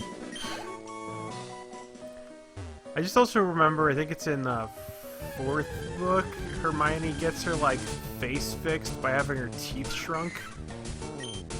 And she says, like, oh yeah, my parents wanted me to get braces, even though I could get my teeth magically fixed. Well, her parents are also, like, dentists, I think, even. Yeah, they're trying to support Big Dental. They're slaves to Big Dental. All I'm saying is, Wizard People, dear listener, is one of the best things that guy produced. God, yeah, it is. Oh, fuck. I watched that whole fucking thing. Yeah. I mean, he does a lot of good shit, like China, Illinois. But Wizard People, dear listener, is like... Wasn't his whole thing for that, that he, like, he was listening to an audiobook of Harry Potter and, like, thought he could do a better job? Yeah, that's a lot of... I mean, that's... I think Stephen Fry does all, like, the Harry Potter audiobooks. He'd be talking some shit there. So, that's what I remember hearing, is that he thought he could do a better narration than the Harry Potter audiobooks, so he just decided to narrate, like, what he wanted the Harry Potter movie to be. I also know that, like fucking, Stephen Fry, like, I think, like, did something to kind of take, J.K. Rowling out at one point, or some, like, a minor pet, like, thing, and then, there was, like, a line he was having, like, he pocketed it, and he could not say it right, and so he's like, hey, can I say this line somehow different? She's like, no. And then added that line into several books. just to torment him, because Stephen Fry does all the voices of those audiobooks. Yeah. That's the, QI guy, right? I'm not sure. I know it's the same guy who does QI, I'm just making sure it's Stephen Fry. Let's see. Hey, we got a squirrel finally. Apparently we never caught one of those. David, I'm dying. God damn it. Okay, I accidentally typed in Stephen Dry. Stephen Dry? And yeah, okay. Yeah, J.K. Rowling channeled her inner Malfoy to get revenge on Stephen Fry over Harry Potter. Yeah. Apparently there's no War Turtle in this game. No, there is. The Pokedex goes straight from Squirtle to Blastoise. It might be because you don't... Well, I don't know. It would just show that... It would show that it's, like, not there. Maybe it's just because you saw them in different orders, so it will put insert.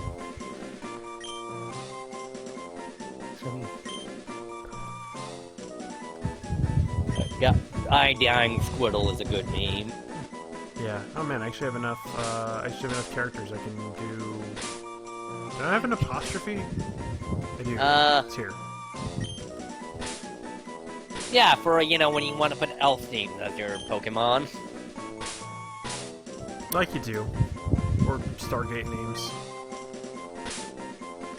The Gold. Like Or as most of them pronounce it, the Ghoul. Yeah. Or Teal'c of the Jaffa.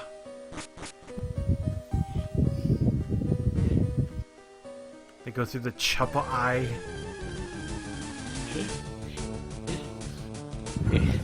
Fucking aliens coming over to our planet, not learning our language. Goddamn weird. Actually, I guess in Stargate SG-1 they do build a wall around the Stargates.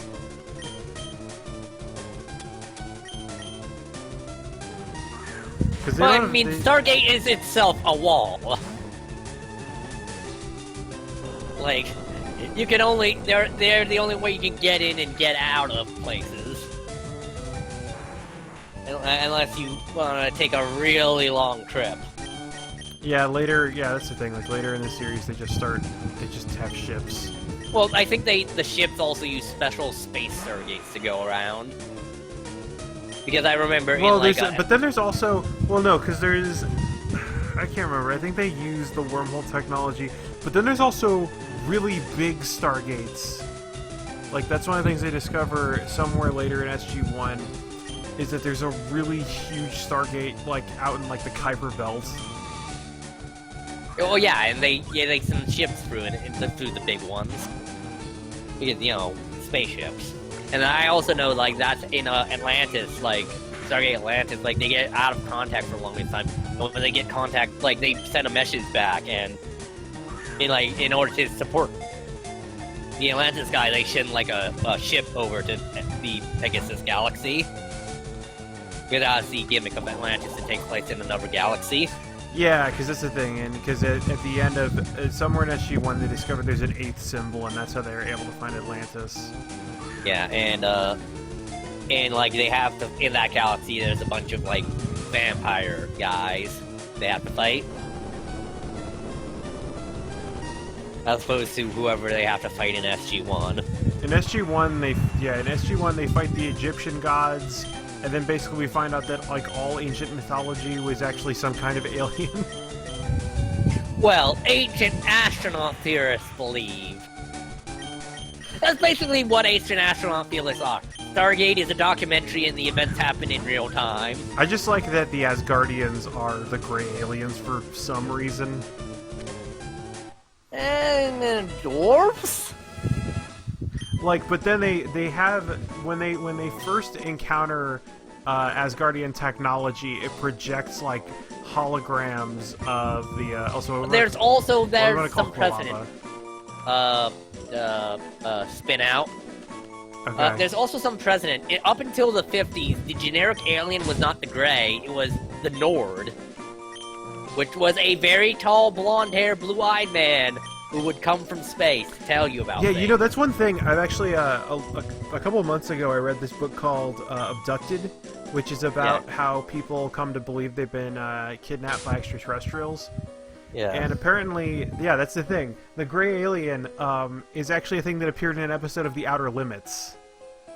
And it's after that episode of The Outer Limits that everybody talks about these weird, like, gray aliens with almond-shaped eyes. It's kind of like something you see during sleep paralysis. Yeah, but the thing is, like, and that's the other thing, that like people who have been abducted by, or think they've been abducted by aliens, like, have bouts of sleep paralysis as well. There's also this thing about, like, there's also all this stuff about what is it, past or memory regression through hypnosis, and like how it creates, like, how it's very easy to create false memories, and that's kind of what, like, all of that stuff is. Let's see. And so all these people that are, like, missing sections of time, like, go to hypnotists, and the hypnotist will implant the memory of being abducted by aliens and all this stuff. But it's like, and then they can't go at 2 levels deep. Because every minute they spend in that is like an hour on the outside. Yeah. No, totally. You can't incept it. You can only implant it. Yeah. Although for those people, it's just as good as that. But like, there's also one of these things where, like, people. I've had dreams within dreams before. They suck. Yeah, no. I've had. I think I've said before. I've had a dream that went 5 levels deep. Like, it's more me, it's just, like, constantly waking up, and like, oh, I'm awake now, oh no, I'm still asleep, and me trying to do things to see if I'm awake or not, and always failing. Like, oh, I'll be able to feel this if I'm awake. You know, there was a thing back when I was trying to lucid dream, I did learn a couple of ways to train yourself to figure out if you're in a dream. The main one... Well, one of them is looking at, like, writing and seeing if it changes. Yeah, that's the main one I learned. Except, like, it became very hard to train because I ran out of unique things that I would constantly read. But and also, though, some people just can't process writing while sleeping, also. Like, that was the thing in the fucking, one episode of Justice League. They know it's a one of the no, it was an episode of Batman. He realizes he's in a dream because all the books are blank. Yeah, I remember in the lucid dream I had there was a coffee table book, and I noticed that it said different things every time I looked at it.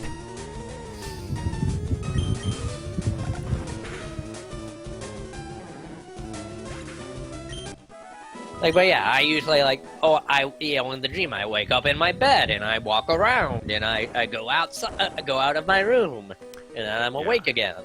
Yeah, that was actually, yeah, that was the same experience I had in the dream that just kept like never ending. Was like, I woke up, got out of bed, and started running towards the door, and then I woke up, got out of bed, and started running towards the door. Like, try and do different things, like get on my computer or stub my toe intentionally or something. Or maybe, like, try and hit on the wall to see if it's a real wall, or hit my leg to see if it's a real leg, or something like that.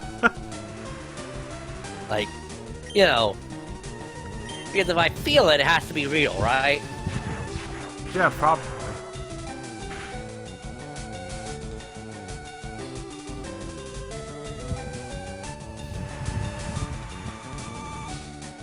I've also had. Although then the worst thing is when you have dreams that are like, you wake up at the wrong time and you're convinced that they're actually real. Like, I thought I had a court date tomorrow. Like, oh yeah, because that what was happening in my dream. Like, sometimes I wake up thinking, oh, I'm still in high school. Yeah. Because all dreams happen in high school. I have to catch the bus. A lot of my dreams involve going onto the school bus. Or getting picked up from school by car, or like, where did I park? Oh, alright, I didn't get the parking thing in high school.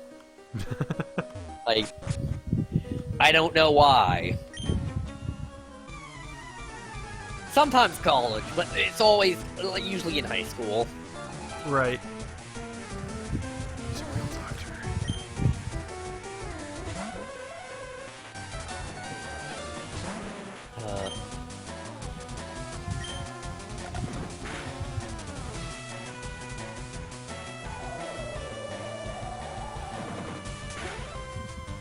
I've also had dreams about being in, like, tabletop games with you guys, so...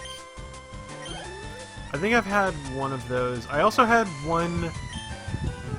I had one dream about Frida's once. Although sometimes that would transition into being inside the tabletop and being, like, talking to people, like... It's like that thing where you, like, being, like, dreaming about watching a movie and then at certain points being inside the movie. Right. And sometimes being just a observer. Mm-hmm. What was your dream about Frida's?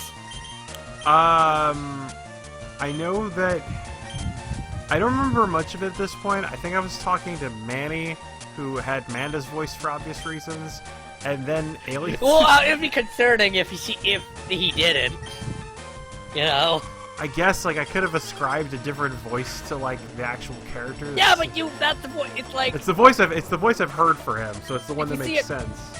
Yeah, it's like... But yeah, then then, like, aliens attacked. Like, that was the dream. Like, I think I've had several dreams of being, like, in the, SD setting with Zach and Nate. I think Zach had some problem, like... I think I was GMing and Zach had, like, some issues with something I was doing. Mm-hmm. Or it was Nate. Someone had some issues with, and I was trying my hardest, like, listen. I think it was Zach, which... I can see it going either way. Like, not even, like, logical sense reasons, though, like...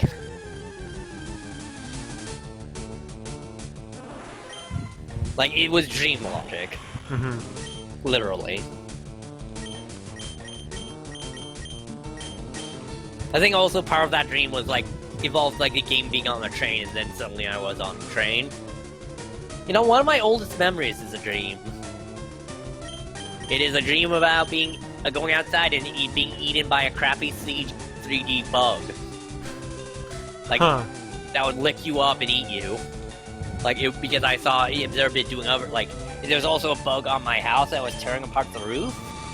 And like, when I say, I mean like early 90s, like 3D graphics computer. That's what it would look like. Right. You know, there's some people who can't picture things in their minds. Yeah, I mean, I can imagine, like, it's all about, like, how you process shit. Yeah. I have a very hard time, actually, like, visualizing stuff. Like, some people, though, like, I heard, like, a guy on Twitter, like, for the longest time, people, like, said picture in my mind, and I didn't know what they meant by that. Yeah. And, like, he's like, I think I know since I was a kid, and he's been trying to, like, train himself to do it again. Mm-hmm.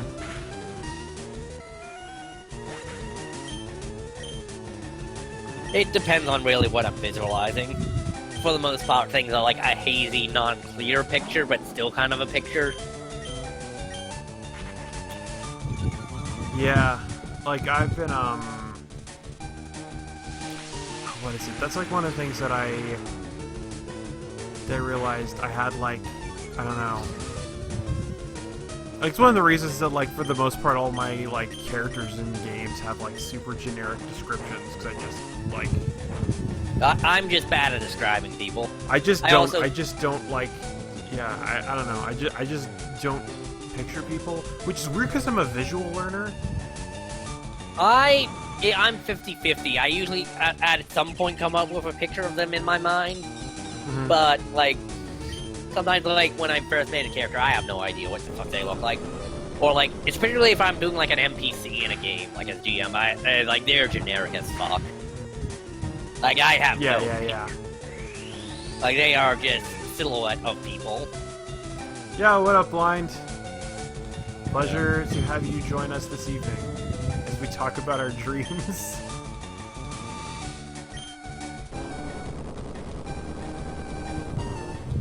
Right now I'm just trying to grind out levels so I don't get my ass kicked by the Elite Four.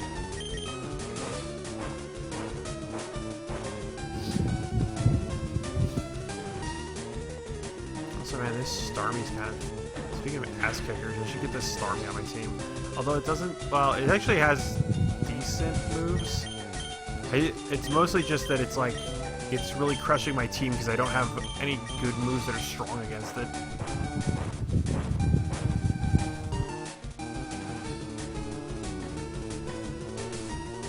Oh, did you hear there's gonna be a Death Stranding panel at the next PS3 conference thing? Oh, I didn't, but that makes sense.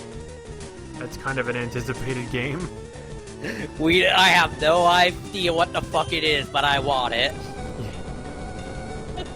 I want to see fucking Kojima's games about sticks and ropes. I want to see Norman Reedus and the Funky Fetus fully understood, fully realized. I wanna go to 3D Mpreg Craig, 3D Mpreg Craig, 3D Mpreg Dolphin Cove. Shark Boys, please leave. 2D likers, out of luck. F-Preg, you can get the F out.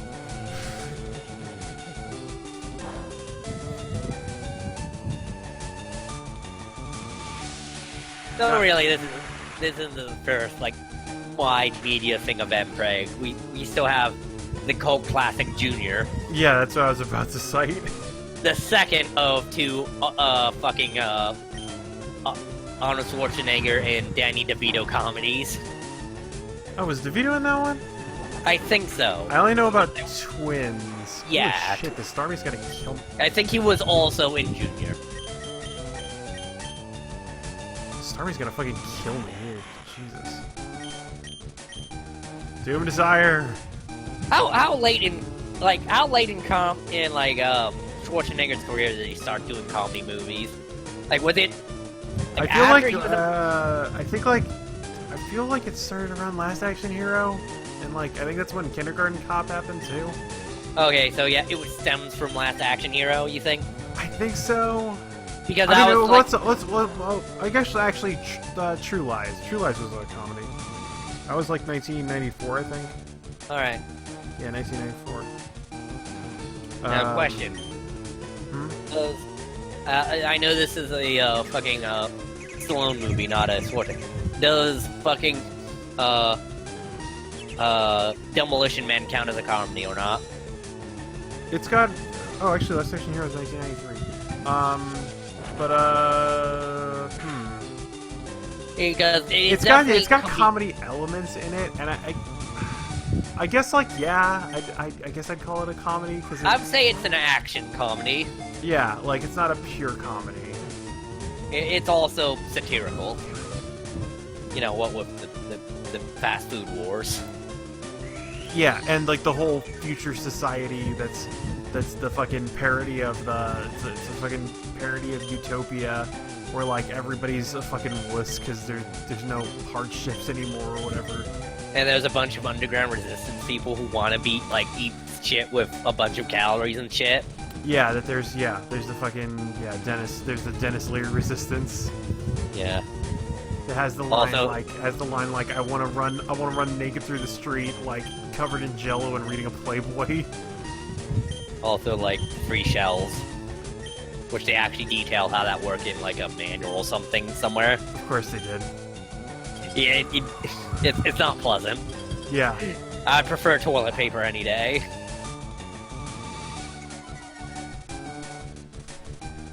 Also, you do sex via mind thing. Yeah. Which is, I don't know. I don't know how mind sex works. Yeah. Yeah, I don't know either. It just happens at you. Well, happens with you. Please, Matt. There's only consensual mind sex in the future. I don't know. Stallone wasn't into it.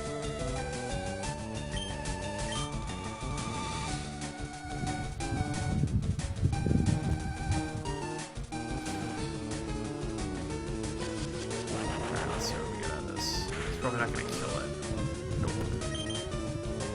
I mean, maybe it's just very vanilla mind sex. I mean, it seems like you're experiencing like a partial seizure.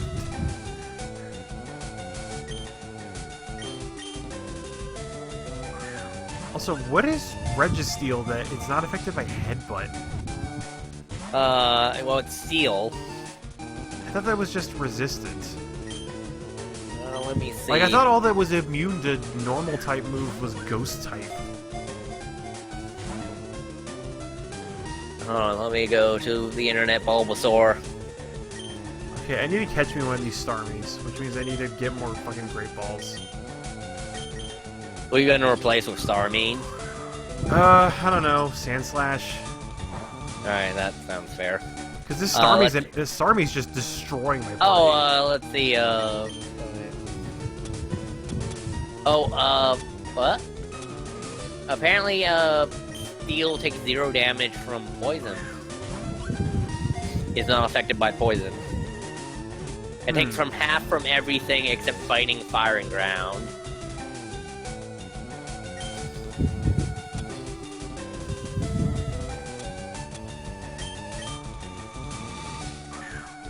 Oh, well, you have another type because Registeel is not pure steel. Yeah, I figured it was another type, but it's like, I'm trying to think about... Yes! Alright, cool! Well, look it up in your fucking Pokemon. Yeah, I'll look it up after I'm done here. What do we call Starmie? Let's see,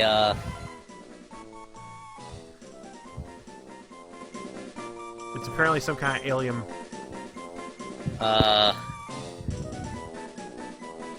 Do we have any Pokemon named Crystal? I don't think we do. Alright, name it Crystal. Spelled how you think it would be. Okay.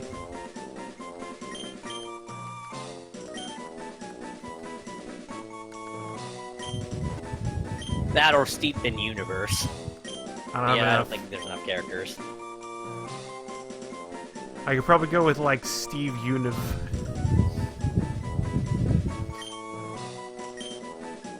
Or just Universe. Yeah, alright, I need to go back to the Pokemon Center because that Starmie destroyed my everything. It took out... Tough. Huh? What's your... Also, what's yours Registeel? Hmm? Oh yeah, What's shit, your- let me check my stats.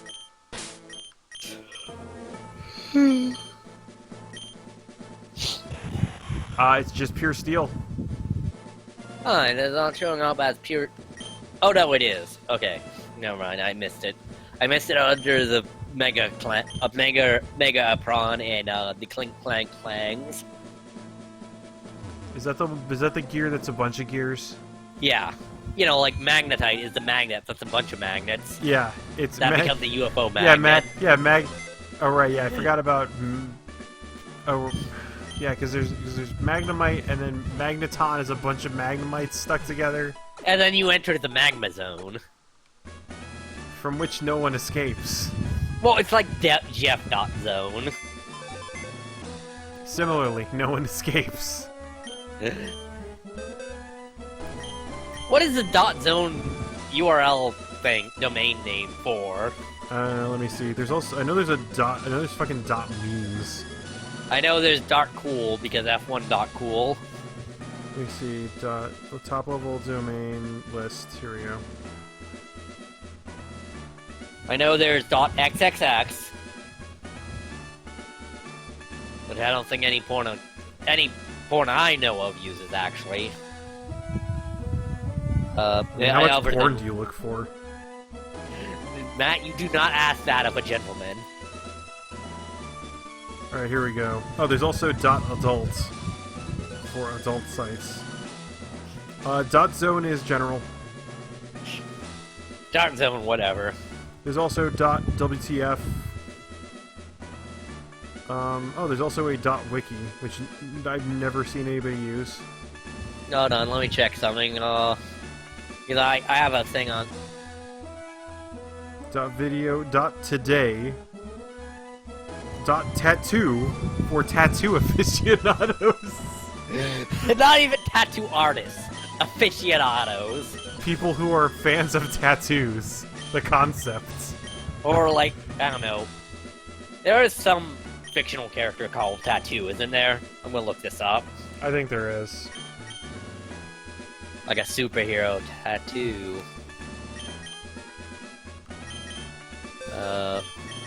Wikipedia. Disambiguation of... No, it's a fictional mutant in Marvel Comics, of course. Sure.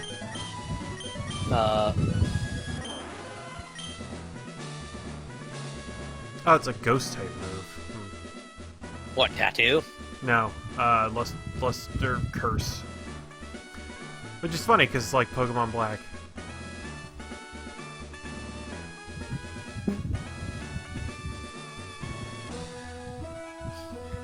Tattoo is a character in Fantasy Island, apparently. Oh, yeah, that's the little guy. I also have this Quilava, but I was able to destroy this Quilava, so I don't know how useful it is. Yeah, who cares? Let's take our alien and try the Elite Four. Yeah. I have Curse on my Curse is on my Slowpoke. I have. It has like this good moveset where it has Yawn, which puts Pokemon to sleep. Curse, which makes it slower but buffs its attacks and stuff. Yeah. And and then it just beats you. It buffs itself out while you're asleep and beats you to death. Yeah, that's fair. Alright, I'm gonna save on slot 9.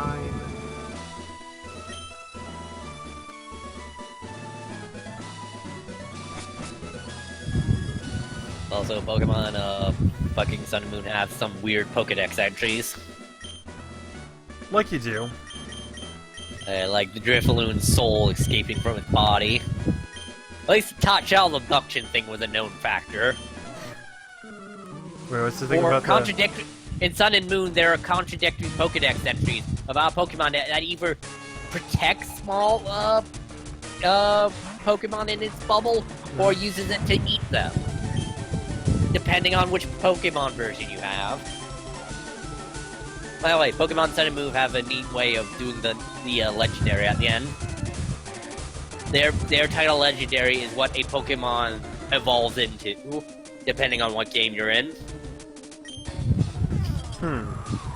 Instead of... Because they both evolved from the same Pokemon. It just depended on which Pokemon game you're playing. Also, Moon takes place 12 hours away from when your clock is. Right, yeah, so it's always night. when... That makes sense.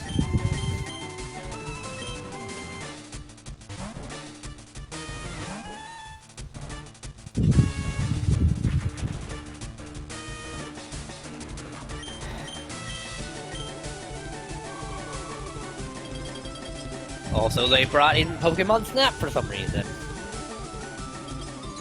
Where you get comments on the internet for it. And you gotta get enough likes to level up your camera. Give it the ability to zoom. What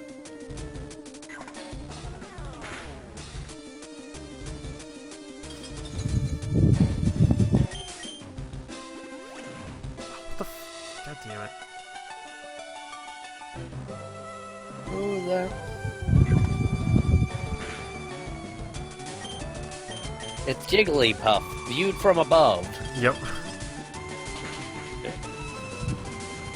The original friend orb. Also the original balloon Pokemon. Literally, it's titled the Balloon Pokemon. Is it a balloon Pokemon? Okay, that Yeah. explains... That explains Even a though lot. we have Drifloon, who is more obviously a balloon Pokemon. There are many balloons. Jigglypuff's more like a ball of puff and stuff. What is a ball of puff but a nature's balloon? That doesn't make any sense, Matt. Learn some physics. Tattoo was a film in West Germany in 1967, a film in America in 1981, a film in Germany in 2002, and a film in Italy in 2014. Huh. So, goddamn, I hate when Pokemon survive with, like, 2 health left.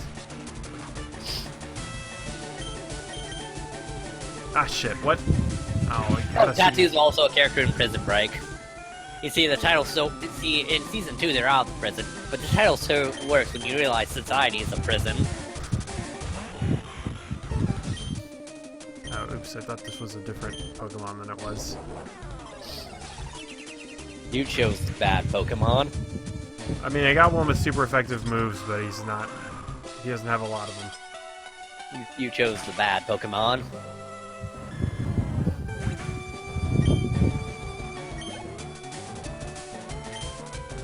What's Mantine?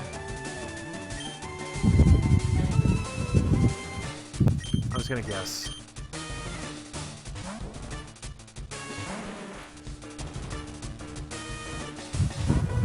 Yep, that's what I thought you were. Is Dot Space Jam a high-level domain yet? Or at least Dot Jam, or Dot... yeah, at least Dot Jam. Looking at Space Dot Jam. And then put the original Space Jam website on there. Or have it at least redirect to there. Also, in looking that up, .porn is also a top-level domain. So is .love and .lol. .love seems more like a fucking... Also, there is no .jam, but there is a .space. It makes sense. Is .space for space stuff? What the fuck? Okay, so there's no .jam, but there is a .kim. It appeals to people named Kim. You mean like Kim.com? Yeah, but now she could now it could be Kim.Kim. Ah, for all my Kim Possible fan sites.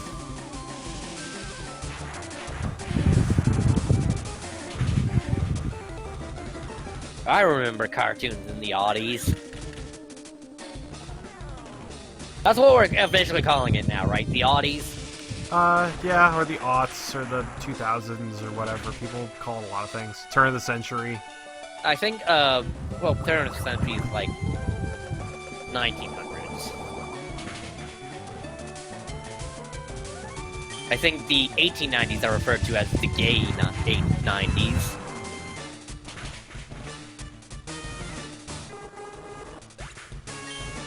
You know, because Everything was great. yeah, everything was well, I think you'll know it was a gilded era also. But people were being crucified on crosses of gold.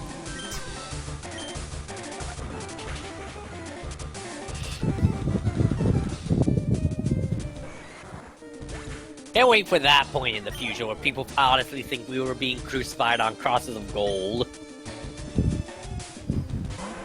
And that wasn't just an expression about the need for bimetallism.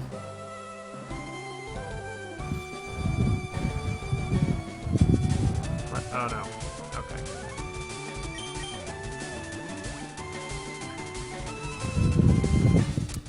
And yeah, that's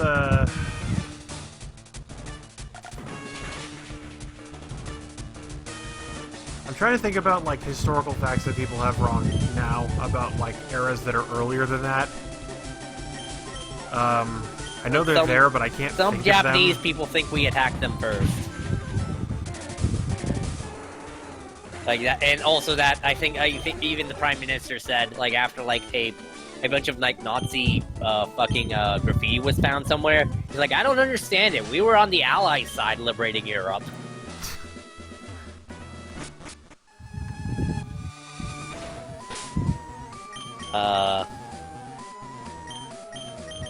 It's also because, like, Japanese history classes only teach up to Sengoku era. Oh, Like, once Nobunaga kicks it, like, they kind of just, who cares? Yeah, then a bunch of other things happen. Then a bunch of other things happen. There's a revolution, we become industrialized, then there's an atomic bomb. That kind of sucked for us. But then we had an economic miracle. Post-war economic miracle.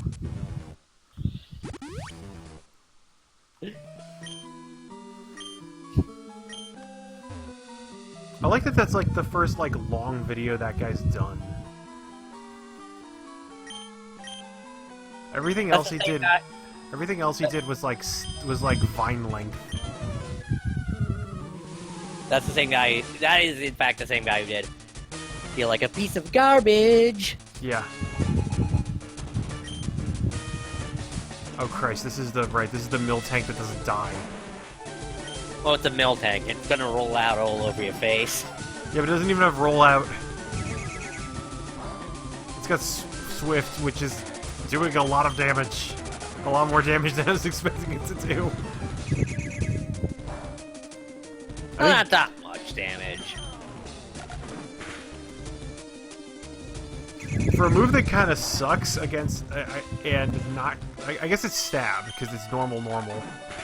Yeah. Oh, nice! Critted. Early end of the reign of Miltank. Everything's coming up Miltank. B-Rock is trying to learn Psywave. Listen. B-Rock, the Islamic Shock, knows some fucking mind control thing. That's how he won the election. Okay, what is... Wait, what is... Is Psywave like an ongoing move? Hold on, let me... I guess I should look this up, on the internet. Bulbasaur? Also, yeah, that's why we need, Andrew, Basiago as president, so he can tell Obama to get it to release his time travel secrets. Is it spelled F-P-H-I? P-S-Y. P-S-Y. Let's see, CP Max, power varies. Okay, generation 2 through 5. Psywave inflicts a random amount of damage, varying from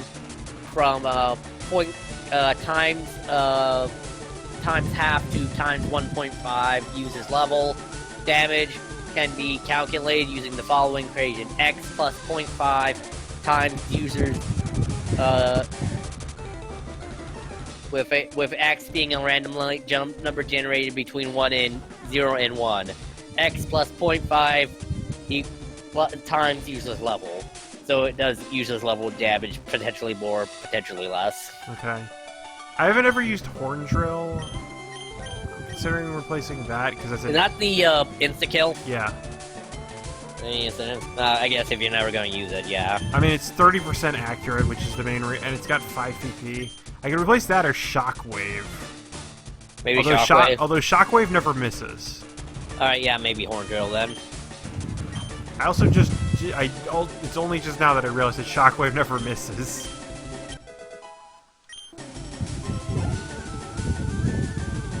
About to use Mew. Well, maybe you could Shockwave that Mew. Mew is psychic. Yeah, I was gonna use Duck Demo to take it on with Thief type moves. Thief type moves? Or You mean dark type moves? Dark. The move I'm using is Thief. These crime type moves? I'm just pure night crime, okay? These dirty deeds done dirt cheap. And or filthy acts done at a reasonable price. That's my favorite one, because you can still know where it came from. And then they get this abbreviated for D4C, and like, I don't know what it means. Yeah. What's D4C mean? Holy shit, okay. I was not expecting Water Spout to do that much damage. Also, I forgot that Mew had Water Spout. Mew can learn anything. Well, so it's also fucking Randomizer. Yeah. But also in main game, Mew can learn anything. That's its ability. Like, it's special. Yeah, the same thing with Mewtwo.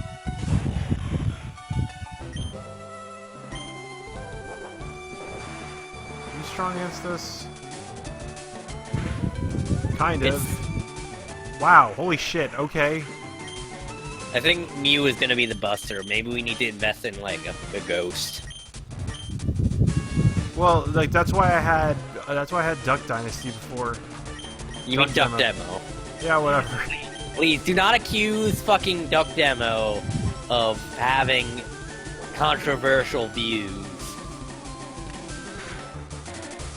Now you start using Peck. Alright. We're gonna go deep on this one. Well, Curse just ups your attack, not your special attack. which, yeah. Well, I don't need the thing is I don't need special attack, because I'm just using Headbutt. Yeah, also you're confused. Yeah, I know.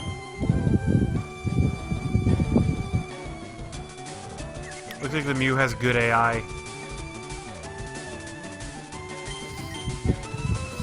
Which is why it's not using Water Spout against Crystal.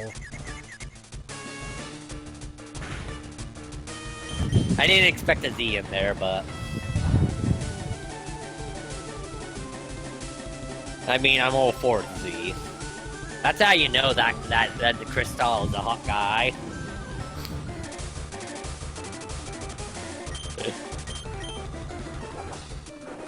Oh, there we go. Use Water Spout. Let's see how much my anti-stab gets. Oh man, that's gonna take me out another round. I'm gonna use. Alright, you wanna headbutt him? I need to use. No, I can use Wish. Oh. Maybe. Let's see. I can maybe use Wish. Nope. Remember, your speed's going down every time you use fucking Curse. Yeah. Yeah, we've gotten through Mew before, and I can't remember how we did it, because it's just wrecking all my shit. Did you buy some revives from the store? I don't think I did. Maybe next time we do this, invest in item. Yeah, I did that before. I think like every time I've gotten past Mew before, I've gotten lucky and it's used Peck when it should have used literally anything else. Because yeah, its Water Spout damage is really fucking me up. Oh, fuck you and your fucking Citrus Berry. Oh, Little Witch Academy is gonna be released soon, I guess. The TV series. Wasn't that already released? It was as a fucking like demo, like short films, and now it's getting its like own TV series. Okay.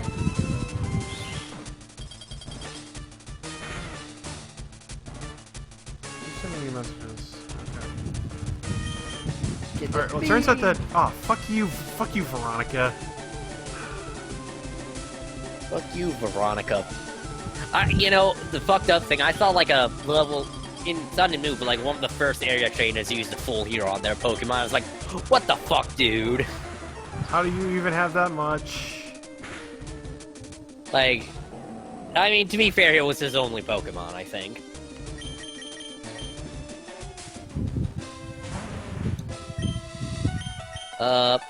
Shock! Use Shockwave. Try and paralyze it. Give it to him, B-Rock! B-Rock the Islamic Shock! That did not do a lot of damage. Okay, so it is Okay, in fact... never mind. I thought that had a better chance. Was like just a paralysis thing, not a damage thing. No, that's a Thunder Wave. Thunder Wave, yeah.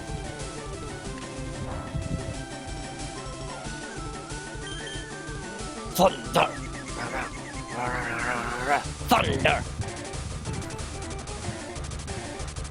I just always remember that, friggin', what was it, that 5-second film, The Ballad of Truck Thunders. Also, that reminds me, for the longest time I thought the chorus of Dirty Deeds, that was like Thunder Chief. They were just singing about this Thunder Chief for some reason. I'm like, okay. Yeah, you know, the dirty deeds of the Thunder Chief. Dirty Deeds of the Thunder Chief is my tribute band name. Oh, Matt, speaking of, this reminds me of Metalocalypse, which reminds me, did you see that thing about the, that one move, the, the boat movie that, the bear guy was in? Or directed. What? No. I don't know what you're talking about. The boat jungle movie. Oh, no, I'll look it up on my Tumblr. Cause I retweeted that. Yeah. You retumbled that tweet. Oh yeah, the movie with Werner Herzog in it. A movie that has the weird title of More Fucked Up Production Than Apocalypse Now. Let's see. They had to haul a 341-ton steamship up a mountain with a bulldozer. What? In Peru. A Catholic priest told Werner Herzog that to bring a prostitute or the men would go crazy. One of these prostitutes later came in handy when one of the cinematography directors got his hand split open, and they had no anesthetic in the jungle, so a prostitute had to calm him by burying his head in her breasts.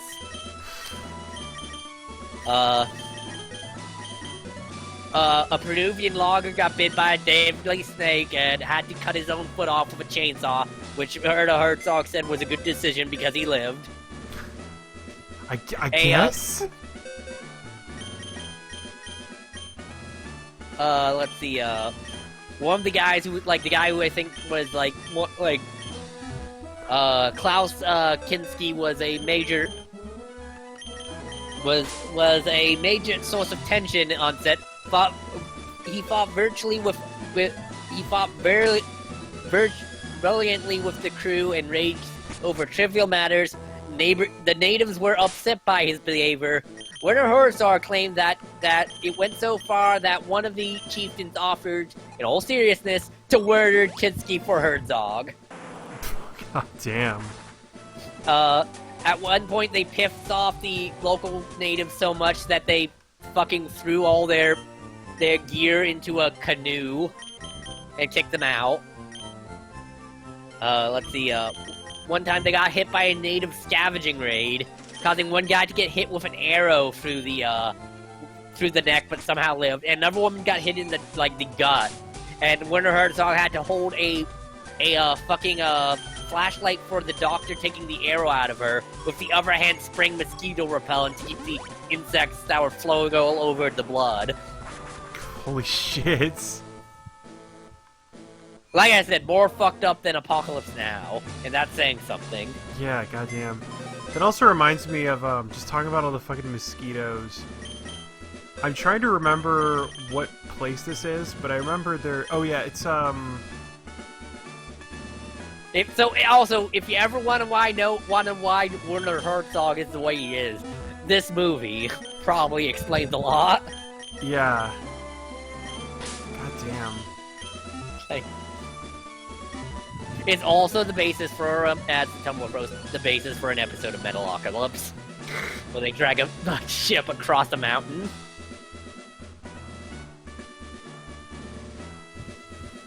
Yeah, holy shit. Like, where Herxock believed that no one had ever hauled a boat up a mountain in history, and likely never will again, calling it calling himself a conquistador of the uselessness.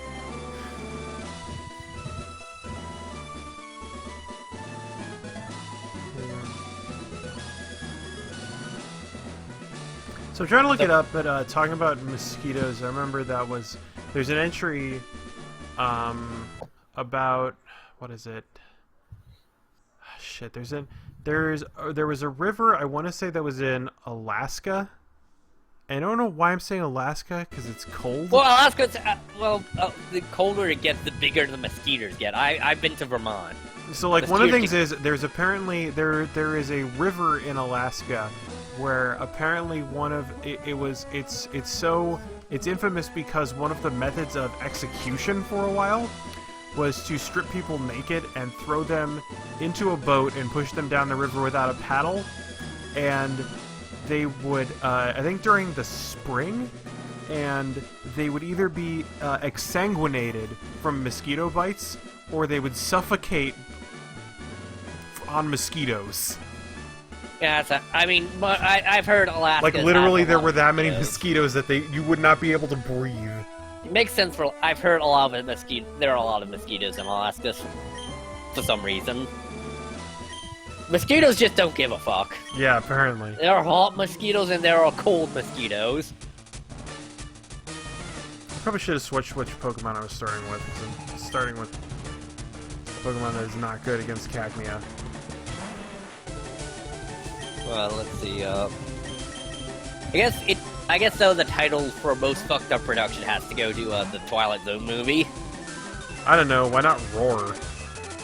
I don't know, how many people legit died in the filming of Roar? Okay, yeah. There were, like, I think there were, what, 70 injuries? Nobody actually died.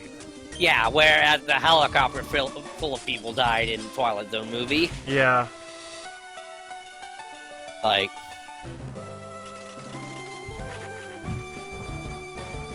I guess also The Crow, too. What happened during The Crow? Brandon Lee they shot Brandon Lee for realsies with a blank. Like, the blank, malfunctioned, and he got hit, basically, with a shotgun shell. Damn. From a shotgun. Right. And fucking died.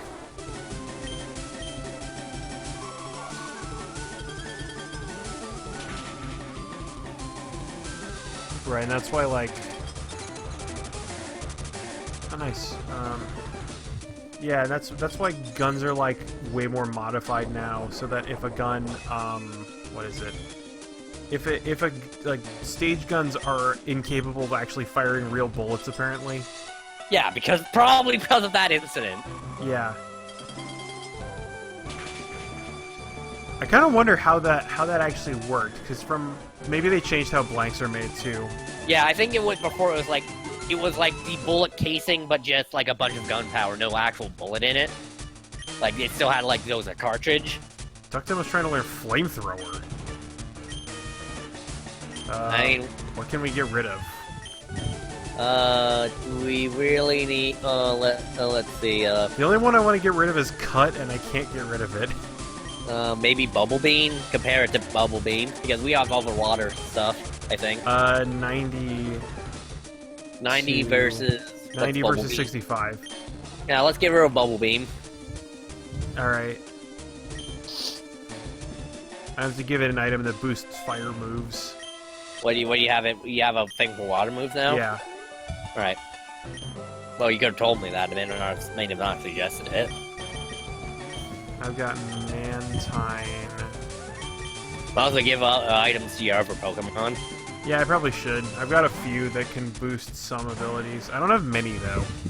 Yeah, but some is better than none.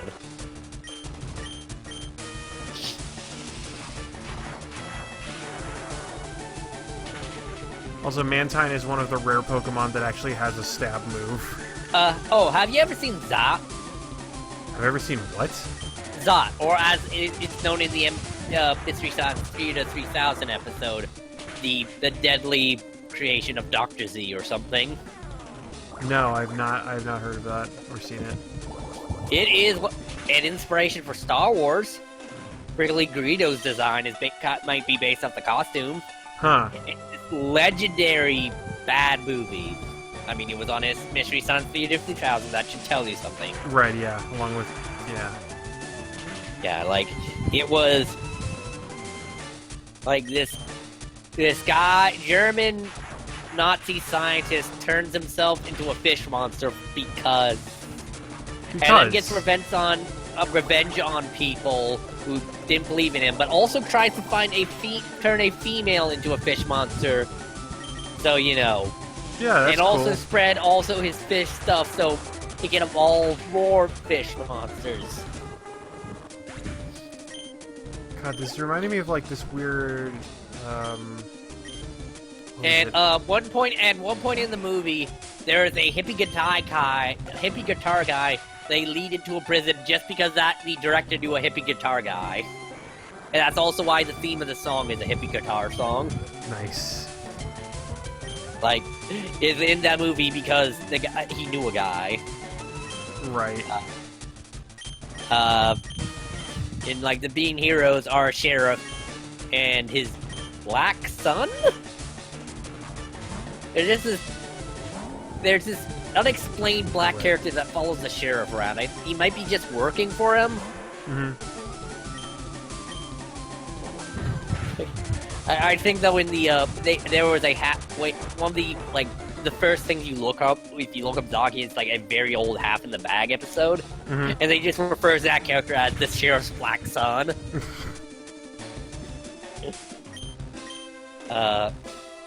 And also there are several shots where you can see the Zot monster is clearly wearing sneakers Okay. because it was shot with like open matting and stuff, and like on a film screen you're not supposed to see down there. Right. As Travis Mystery Night Theater would show you. Still can't believe that's a thing. Wait, what's the thing? You say Travis Mystery Night Theater? Yeah, when Travis saw like Big Bam saw like the wires in Might Up Museum, and then like everyone went to Big Bam Bam posting, "Oh, this is actually a thing," and him admittedly explaining, "No, it's not. We thought Travis was crazy." Right, I remember this now.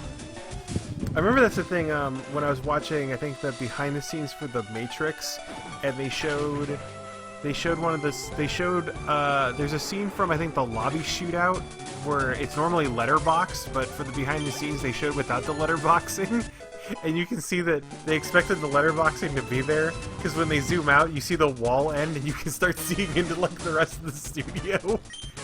Yeah. I think one of the things they posted to Bam Bam is, like, just off-screen, like, scenes of Malcolm in the Middle where they had, like, a stand-in Dewey. Like, just off to the side or something. Nice. I remember that was, I remember that was a big problem with Malcolm in the Middle, because it's mostly follows kids, and so Francis was actually in the show so that they could, because it was supposed to be about the kids, but they had to deal with child labor laws. I mean, that's the reason why, like, in any movie, most things with a baby in it, there's two babies. That I like usually. That's why, like, the Olsen twins. Yeah, because in Full House, you can't just have one baby on set all the time because it's a baby. So you have a you have a second baby, a stunt baby. Also, the dog from Full House was Air Bud. I didn't actually know that one. I think that also came up in a Bim Bam episode. I think the one where they talked about Fuller House. Maybe. The sequel to Full House. Yeah, which nobody really liked. That no one really asked for? People just wanted to remember the 90s. And they did. I don't know, maybe the idea of fucking Timmy Gibbler being really good at sex freaks some people out.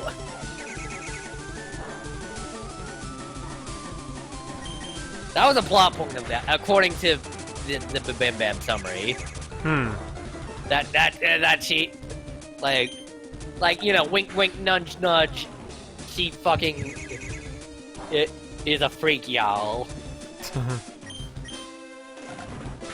Which kind of makes sense given the character. Oh, Jesus. I just know the one good joke from there is, the younger, who's not, DJ, Stephanie? There's a lot of people who aren't DJ. The sister, that's not DJ, not the Olsen twins, Stephanie, right? I think so. That's a name that sounds like it should be the thing. Yeah, Stephanie is a DJ known as DJ Tanner. That's the joke. Right, yeah, because she's got her weird, yeah, because she's got the whole radio station thing going on, which then just kind of disappears, I think? Well, in the Fuller House, she's like a DJ, yeah. She plays for Coachella and stuff. And puts her nephew on Skype on Coachella so he can play a recording in front of everyone. So he wouldn't get nervous about playing a recorder. Right. Which, as a recorder ever sound... First of all, recorder is only made for playing hot cross buns. And or the Titanic theme in a really shitty key. Well, the Titanic theme was playing on a tin whistle, which is a slightly different instrument. But you can play it on a recorder. Yeah, if you want to play it in, like, C major. Hot cross buns, though, is the bread and butter of the recorder, and every kid learns how to play a recorder playing hot cross buns. Yep. I have a recorder somewhere from when I was in middle school. I think I got my recorder in... I was in elementary school for a music class. And I remember mine really looked like a lightsaber. Well, I mean, that's what it is when you're a kid. It's the rod, like the handle of your lightsaber. Yeah. Just anytime you have a stick, it's a bow staff. Yep. Or a sword. Well, certain types of sticks are swords. But I think most sticks can be a bow stick. Any straight enough stick. Hockey sticks are usually like scythes. Or swords.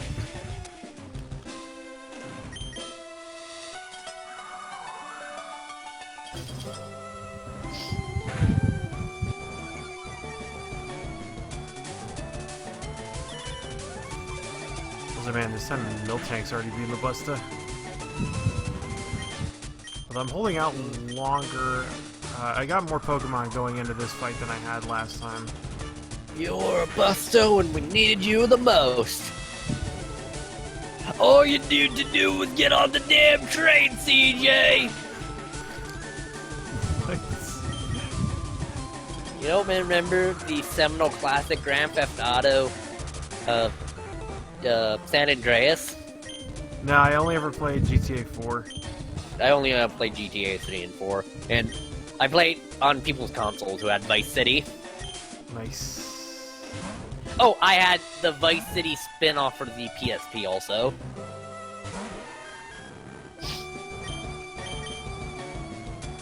Where you play the brother of the guy in, you play the guy who dies in the first cutscene of Vice City, and whose brother betrays you in Vice City. Alright, let's see how many fucking full restores this trainer has. Ah! There we go.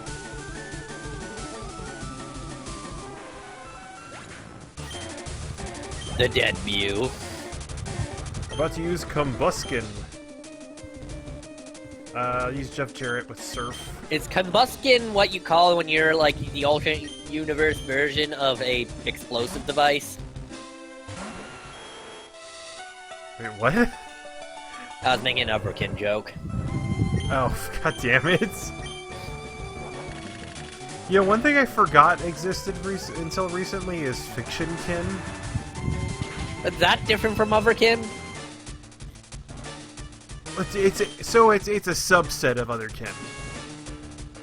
Okay, what's the difference? So Otherkin are... Well, I mean, so Otherkin is the superset. Alright. Where then you get into all of the so different... some people think they are real-life animals, or some people think that they're fictional characters, right? Yeah. Alright. Got it. I got you. Let's see. Oh, right, I lost B-Rock. I remember seeing, like, a twin that said, like, yeah, people use Otherkin to shame queerphobic, like, as queerphobic things. Like, no, I think people think Otherkin is just weird. Yeah, but, I mean, probably somebody does that. Yeah. Like, but yeah, Otherkin is just kind of unhealthy, in a way. I mean, if you let it get to you like some people do. Like, I know the people that are, like, really into Otherkin get shamed on the fucking Fur Affinity forums. Like, people who, like, want to sleep in dog beds and stuff. And want to actually be dogs. I remember following that thread, and it's like, well, if you're gonna start sleeping in a dog bed, just prepare for severe back pain, and also don't use the internet, because dogs can't use the internet. Man, even Fur Affinity. Which is even kind of a weird place by furry standards, for what I see. It's the least weird of them, from what I understand. Because SoFurry was originally a porn site called Giftstar. Ink Bunny is the child porn place. What? Yeah, that's its thing. They don't care about depictions of child porn. Okay. And then you got Fur Affinity's got its share of scandals, for sure. You have well, I think it's mostly because it's the biggest, like... So. It's the biggest, and also, like, Dragonair is, like, isn't, like, super picky about people he associates with. Like, there was the whole fucking Adam Wan, thing, where a bunch of people said that he raped them, and yet he was still, allowed to be, like, the lead developer on the new Fur Affinity developments. They did address it and they did address the thing about it, saying, like, there's been like, no court stuff about this, but, like, there's a lot of people saying that he raped them.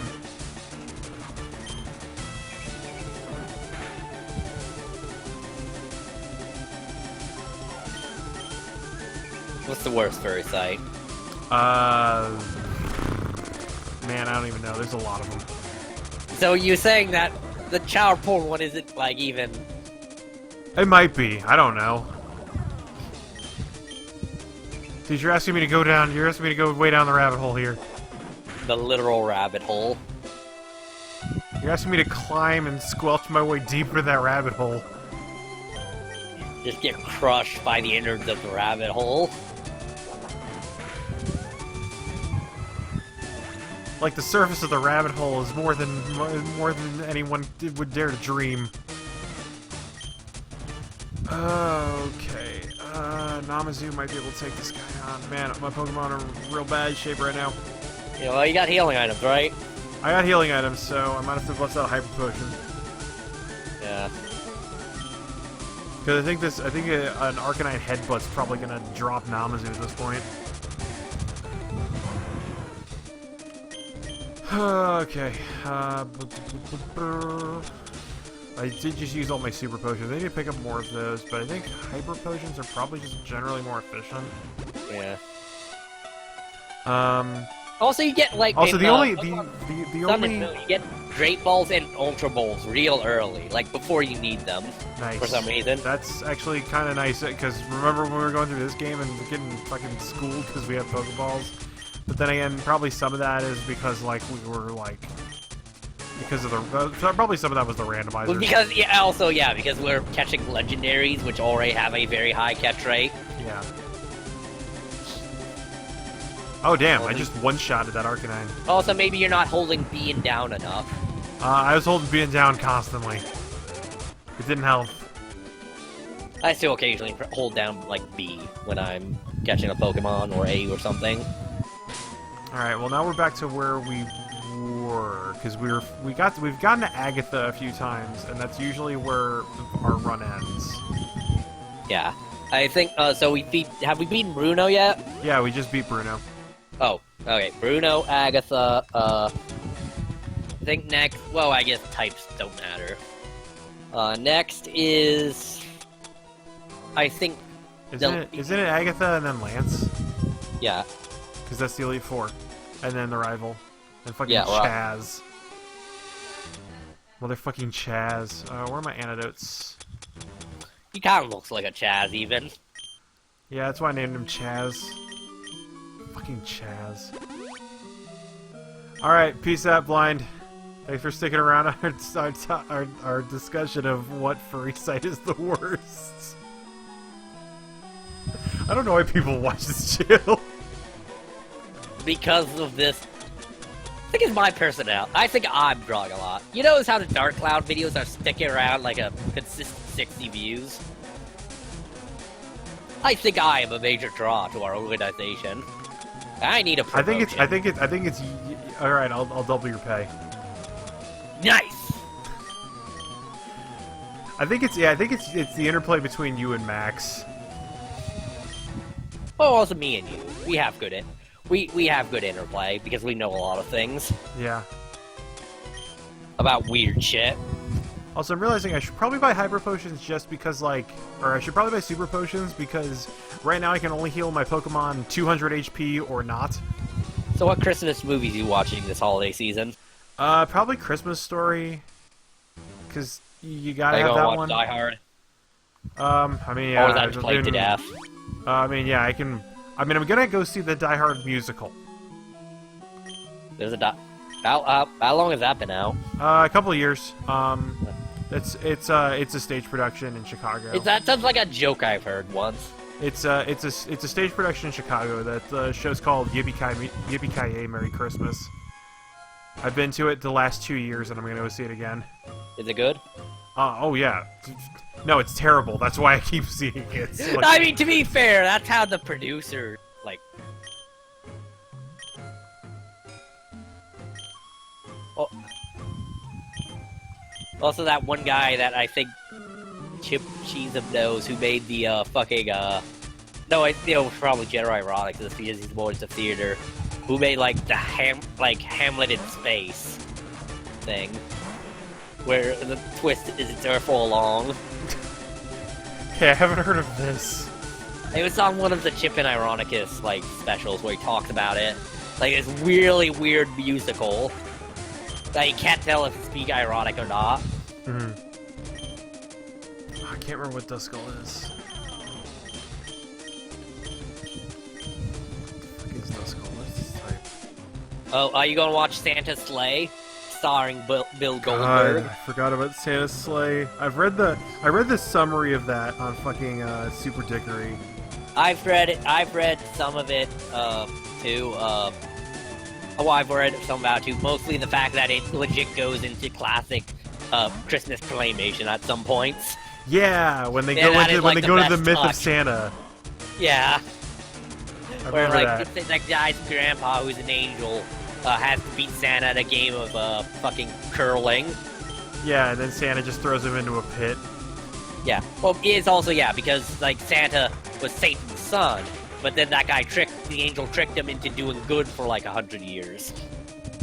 But then, like, or, like, 1,000 years. But yeah, then now and then Santa changed, then finally Santa was allowed to be evil again and just started doing that. I remember, I think, isn't Fran Drescher in, like, the opening sequence of that movie? She gets murdered by Santa? Yeah. Which is funny, because she's like, isn't she, like, super Jewish? I know I think Bill Goldberg is also Jewish, so... I think. And also, at one point, they murdered, like, a Jewish jelly owner with a menorah. So they're all inclusive. I don't think that anyone's merged via anything really to do with Kwanzaa, but that's because no one knows what the fuck Kwanzaa is about. I mean, Kwanzaa isn't like, yeah, well, It's an it's like a celebration of like heritage. Yeah, it's an African American thing they made after Christmas. That it just never really took off.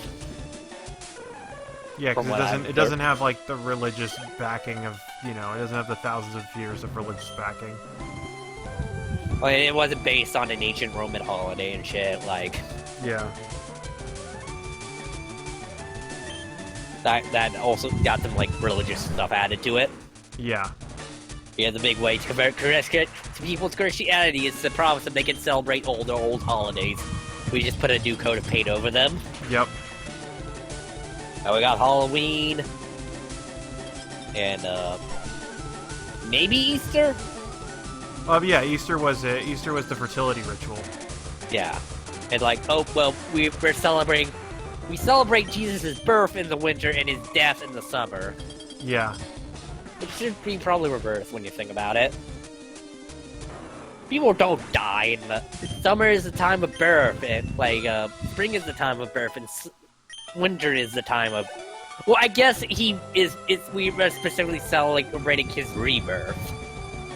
Yeah, which is why we celebrated with a fertility ritual. Yeah. And, Black Friday is the celebration... Well, not the celebration of his death, but... You talking about Good Friday? Yeah. Not Black Friday? Well, when you think about it, it was a Black Friday. The Blackest Friday, some would say. This is true. It was also spurred on by consumerism. Which is itself another death of Christ.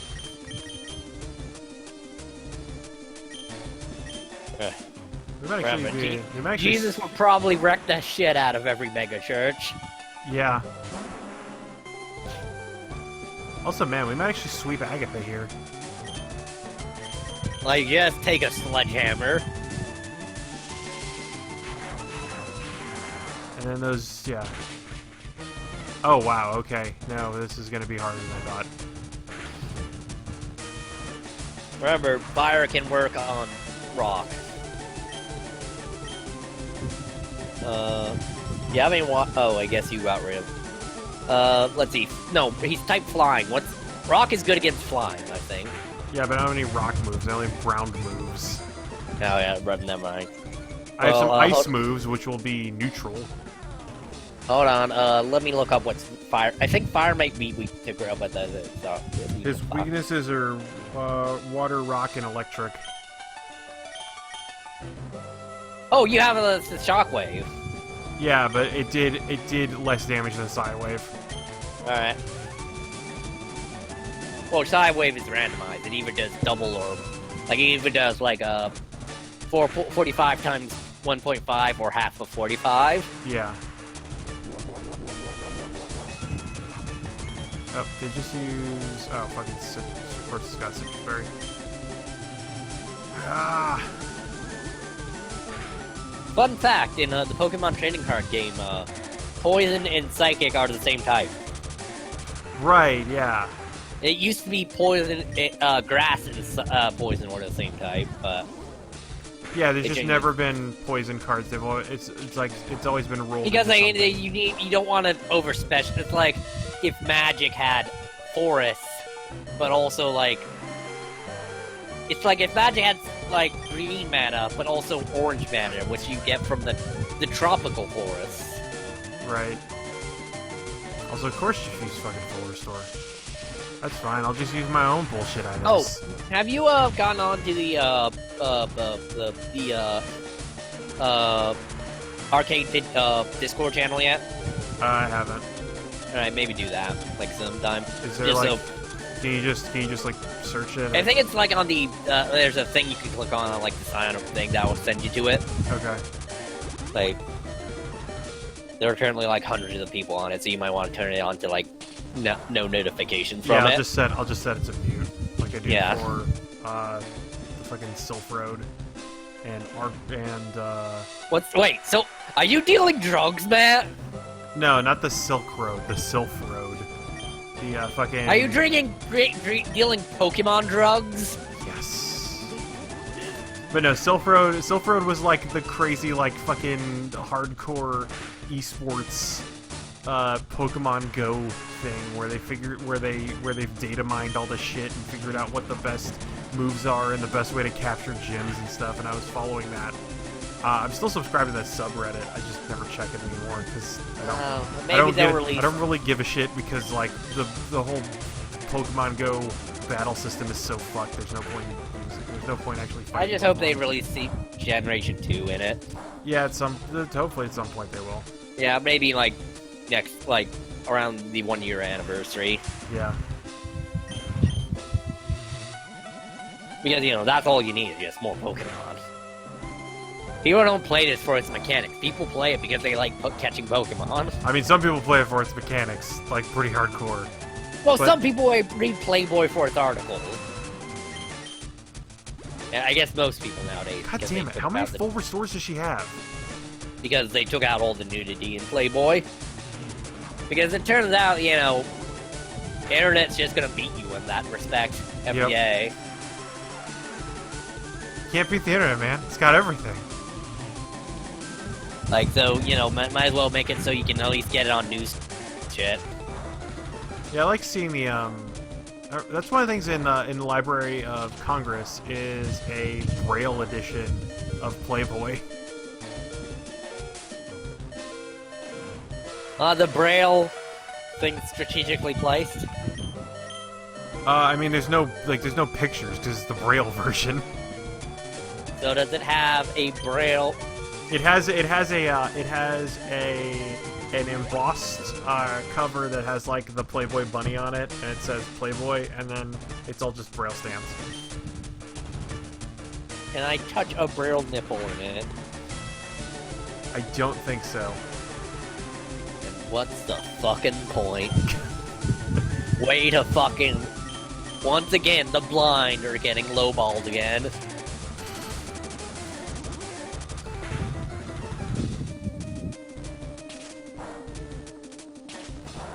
It's just like a battle of RNG. The most damaging move that Charizard has is fucking double slap. And I'm starting to run out of... Did you do some... Maybe you should do some RNG manipulation. Hold on, let me hold B and down. You gotta just kick up enough dust in Peach's castle. And then I'll stop her from blinking. No, Bleach doesn't blink on RNG. Blinks on an oscillating thing with Mario. Yeah, but if we stop Mario from blinking, then we stop Peach from blinking. Yes! And the way we Eat stop shit, Mario Agatha. from blinking is killing him. All makes sense now. You gotta kill Mario. Yeah, eat shit, botanist Joe. So the Elite Four are botanists. Yep. All of them are botanists, and all of them have women names. Which I guess is gender neutral. Let's see. I actually didn't. Wow. Yeah, it was mostly a clean sweep. Duck Demo took out most of them because they're pretty much everything was weak to ice or dark. Or dark. All right, so now we get to see what fucking Lance has. Also, how is B-Rock doing? I think he's running out of some moves. He's got a Bone Club and yeah, Psywave running out because that's all I have that could damage Charizard. Well, you got some Meepers. I guess oh shit, I could have sent out Jeff Jarrett and used fucking Surf. Oh well. Well, maybe hold on to the Ethers. See how far. I actually don't have any Ethers. All right. Here comes Lance. Oh man, I forgot there's a cutscene here where I don't control anything. Wow, Lance looks different. He kind of looks the same. I think his hair was black in the original one, I think. Well, because the fucking color limitations. think he may have been always canonically a redhead. Maybe. Alright, let's see what fucking Lance's team's like. Oh wait, Botanist Sonya. Hey, Cedra, that's kind of on theme. That turns into a dragon at some point.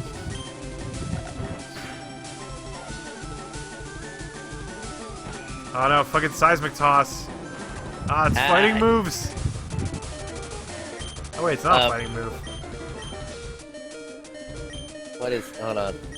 I'll look this up. Ah, I can use more bullshit healing items than you, Lance. How do you spell seismic? S-E-I-S-M-I-C.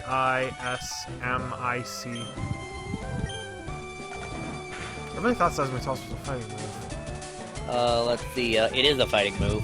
So why is it not super effective? Maybe you're rock ground? And like then yeah. each other out? Oh, there we go. He's got full restores. Maybe. Is ground resistant to fighting moves? Hold on, let me check fighting.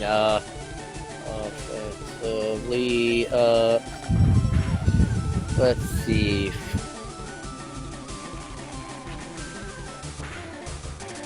Ah, shit. There goes B-Rocky Islamic Shock. No? Okay, I don't know why Seismic Toss wasn't doing more damage then. What do I have that's good against water types? I only have a... Also, in Generation 1, Seismic Talk could hit Ghost type. Ghost. Right, because it wasn't type. normal type. Well, yeah, it's a fighting type, though, Yeah. But that didn't matter in Gen 1, I don't think. Oh, I guess fighting could hit Ghosts. Yeah, I think it was specifically just normal. Well, there were only, like, 3 Ghosts. Yeah. So it wasn't really that hard checked. And 2 of them were Ghost Poison.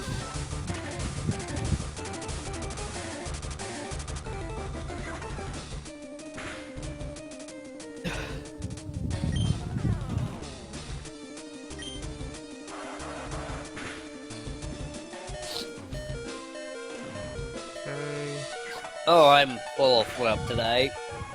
Oh boy. Oh, Alright, I knocked out one. Boy. Delcatty, what? Fucking... Do you expect me to know there's 600 of those Pokemon? I mean, less in this version, but... Let me see. Yeah, I'm just like, anytime I get a Pokemon name, I'm just looking up my phone. Its only weakness is fighting. I'm just gonna throw Jeff Jarrett at it and hope the fucking flame charge will... Just give him the stroke. You just gotta get your one of your guitars made out of cocaine. Oh yeah, that's what Skinny evolves into. Let's see what kind of damage we get out of flame. Oh wow, not a lot. Normal is weak to the fighting. It's weak to fight. Yeah, I've got triple kick, but it's highly variable how well it works. Don't get confused.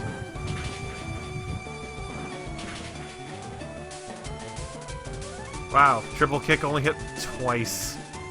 Alright, never mind then. Also, heal Pokemon that aren't in your start usually is a good idea. We're out right now. Yeah, but like right now I'm also just getting... Psybeam! Maybe Psybeam. Maybe. I think I'm about to get knocked out though. Yeah.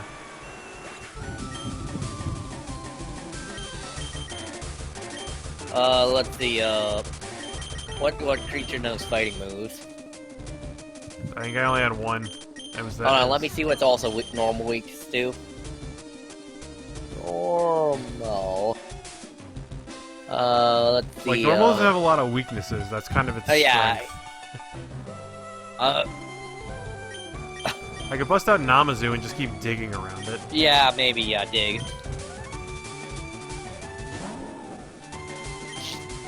That would give me more time to heal. Oh god. You okay? Yeah. I'm just... congested. And there's all snot in my throat right now. Ah, shit, it's got fucking stockpile. Although it probably doesn't have the move that allows it to release stockpile. What do you think is the most sexually attractive Pokemon, Matt? Because I'm not gonna answer that, because that's a trap question. I mean, I can tell you which ones have the most porn. Oh, no, that's easy! That is easy, Matt. I could tell you. Especially with the new one. I think Namazu's about to eat it here. I probably should have healed. I voted Dunsparce as the sexiest because it's good to have good self-image. Are you saying you fucked yourself? Actually, no. But I'd fuck a girl who is like me. At meharmony.com, we find your exact clone. Like, with opposite sex organs. I guess it goes off the problem sleuth laws of attractiveness. Where everyone's ideal partner is a female version of themselves. Mm-hmm. Except for a stick, who does not have enough imagination to imagine that. Yeah. Fucking A-Stick's imagination is garbage. His shitty gun explodes. Oh, he's good at the truffle shuffle. About to use Ninetales. Alright, do I have anything that... Namazu's got ground-type moves. Yeah, and Jeff Jarrett has Surf. Jeff Jarrett's toast, though. I'm gonna have to bring him back.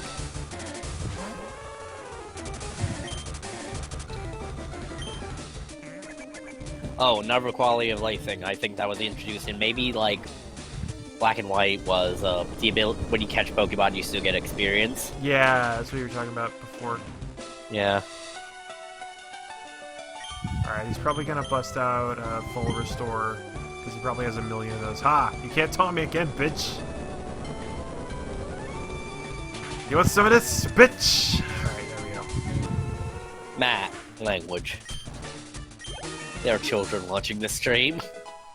There are no children. Well, not anymore, they're not. There just have never been children. Children have not existed. They're an illusion. Your language has taken their innocence. I just mean in general, there are no children. No, there are still children. No child is. Some children may think they were, but no child ever is.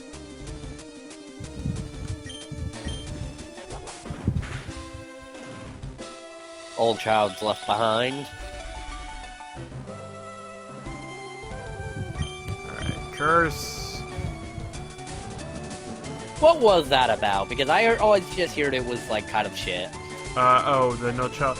So basically, No Child Left Behind was, it was supposed to build up... What was it? It was supposed to make schools better by, it gave more funding to schools, to, like, all schools in general, but then they'd lose funding if standardized test scores weren't up to a certain level. And every year that level got higher, like it needed to be a certain average.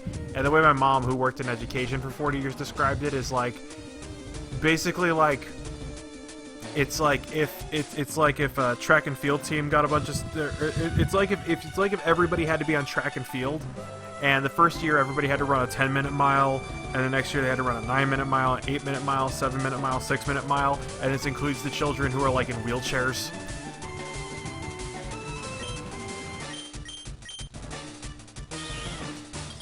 And you'd have an advantage there with, like, momentum.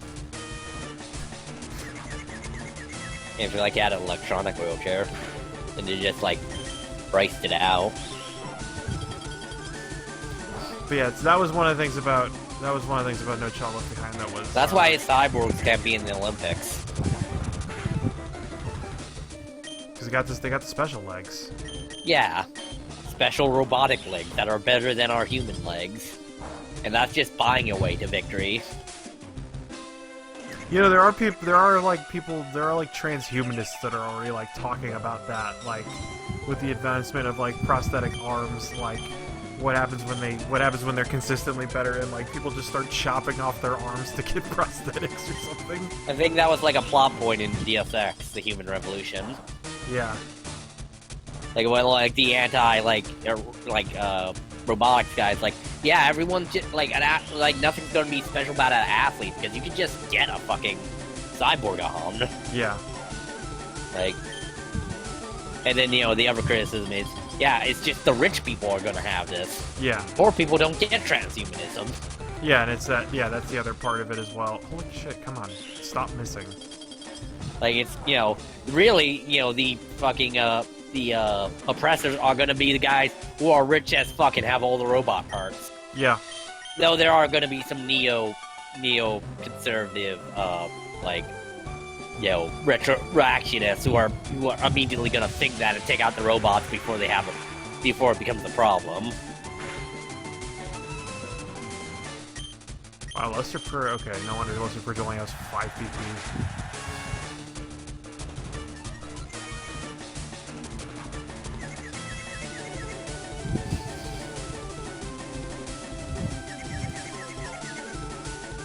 But yeah, it's one of those things where every advance in technology we see also starts you get a greater like wealth divide because of that's one of the things that there's a lot of there's a lot of jobs that impoverished people can't get just because they don't have like regular access to computers. I mean, now it's easier. Now it's much easier. Like you can get an internet and word processing capable computer for like, $25 at it's also your phone. Yeah, there's also that. Like people, but for a long time that was a big issue. I mean, it's still the thing in third world countries. Like there isn't much internet access in. I don't want to throw shade on the country. I'm not gonna name names. That's probably fair. Also, fucking Lance's last Pokemon is Kakuna. I had a Kakuna fight in Pokemon SNM, Nice. Pokemon Moon. Who got because harder? they had a Kakuna. Yeah. I had to use the potion, but I won that battle. God damn it. I was the hardest at the end too, so that's the moral victory. The hardest bud. Wow, that Kakuna is actually kind of hurting me a bit. Well, both our Kakunas had tackles, so. Oh wow. No, it wasn't Kakuna. It wasn't Kakuna. It was the other one. The one that turns into a Butterfree. Metapod. Metapod, yeah. Metapod. I think Metapod, Caterpies are in Moon, and Weedles are in Sun. That classic divide. Right, yeah, the red-blue divide, yeah. Yeah. Right, heal up area dudes because you're about to face the god. Yeah, I'm about to fight the god Chaz. Actually, we'll see if his title changes. Yeah. Oh man, I'm almost out of. What is a level beyond God? What do you become when you're at the end of a Shin Megami Tensei game and already kicked Yahweh in the teeth? As is tradition in a Shin Megami Tensei game.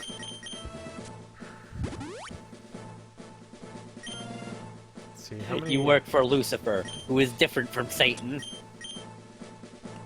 Yeah, they're actually different.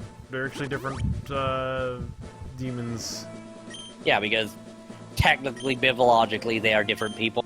Yeah. Satan still works for God and is doing a job because he's based on the Jewish idea of Satan, who is basically the devil's advocate. He's the guy who says, "Hey, yeah, this guy is actually bad," and argues you should not come back after the Messiah comes. Yeah, I think it's also come from where the Satan within us is the evil within you. I also heard a term, I don't know, I'm not Jewish. A Jewish person could better describe it. As well as Kabbalah. All I know about Kabbalah is making golems into seven Sephiroths of Divine Dung. Ross and Carrie went to Kabbalah a long time ago. I can't remember much about it now. I know there was a Conan joke where Mayor McCheese was a Scientologist, and then he's like, I'm not talking about Kabbalah, and then Kool-Aid Man walks in, like, Kabbalah! Alright, we're gonna see what Chaz is now. See what the rank beyond God is. Analyst! Of course, God was killed by science. God is dead! What now? What is God to an unbeliever?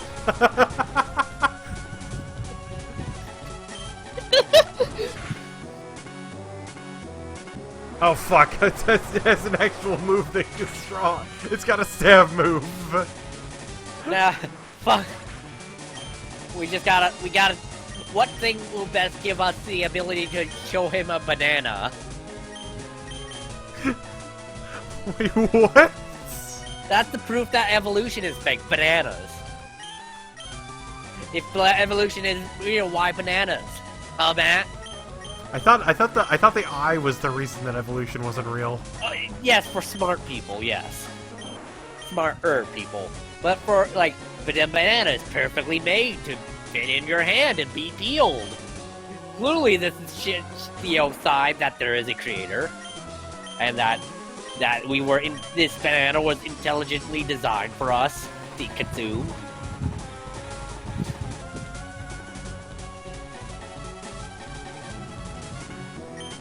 Also, I think birds were another thing. Because, birds, how the fuck did birds happen? Huh? Yeah. Because the old theory was that an animal would just gain better traits over time. Like RPG stats. A fucking giraffe leveled up its neck game to get that long. That's how old evolution worked. God damn it, Chaz. Now he's using his analyst powers. Oh, what the fuck? It's got fucking... Don't worry, we made a quick save. Yeah. I'm gonna wish this shit away.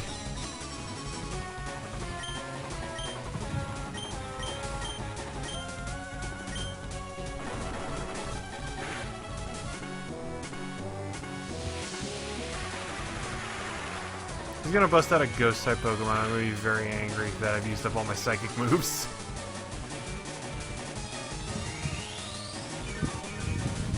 Oh, have you seen the new fashion item in Final Fantasy 15? No. Assless chaps with a denim Daisy Dukes underneath them.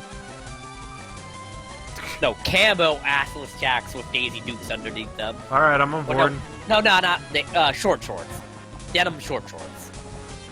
Yeah, sure. Fuck it. Because you know that, Nomura crazy fashion had to work his way some way into fucking FF15. Yeah, you need 17 belts. I'll give it this, it's not belts. It's more aligned with, Titus's half-leg. Overalls. Also, it looks like someone maybe would wear that. In certain communities. About to use Persian. I mean, it's people wearing that stuff where it's your shirt's open and you can see half your bra through half of it. Mm-hmm. I don't see why not this. Yeah, why not this? I mean, yeah, it's not 15. Wanna know a fun fact about belts in Final Fantasy? Yes, always. So, I think Nomura, who's the girl with the belt dress? Something begins with an L in 10. I don't know. Lucia? I'll say Lucia. So, okay, you know who I'm talking about, right? The one that summons the dolls, which... Yeah, she uses the dolls. She does not summon the dolls. Yeah, the dolls are part of her whatever. Dolls are a weapon. Yeah. And she had like say Kate Sith and Moogles, and one of her dolls is a little Tonberry. And so anyways, her design was made as a challenger to the animation team. Okay. And the animation team hated because like it's a bunch of belts and moving parts and stuff. Mm-hmm. And the animation team hated it so much that all the pre-rendered cutscenes always show her from the waist up. Nice. I think there is a brief clip of her belt crest during like the cutscene where they're all going on like the Sky Palace, but by grinding on rails.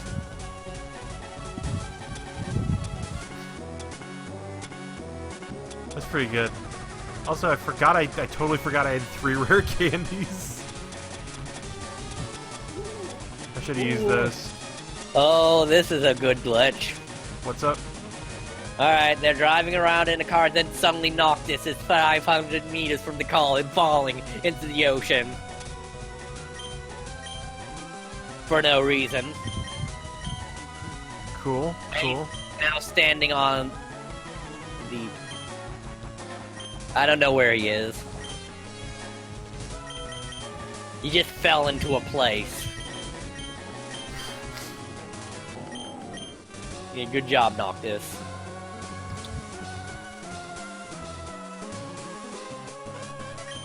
Also, the reason for like the anime and like cell phone game in the movie, apparently for that game, is they didn't want to make multiple games to explain all the plot, like they did with 13.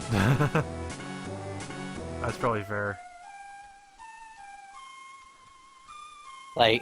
But they also wanted this game make more money off this game because it needs like 1 million copies to make profit. Yeah. So they just oh, we'll also make a movie. While we have the resources, we'll make a movie and an anime and a fucking cell phone game and a side story.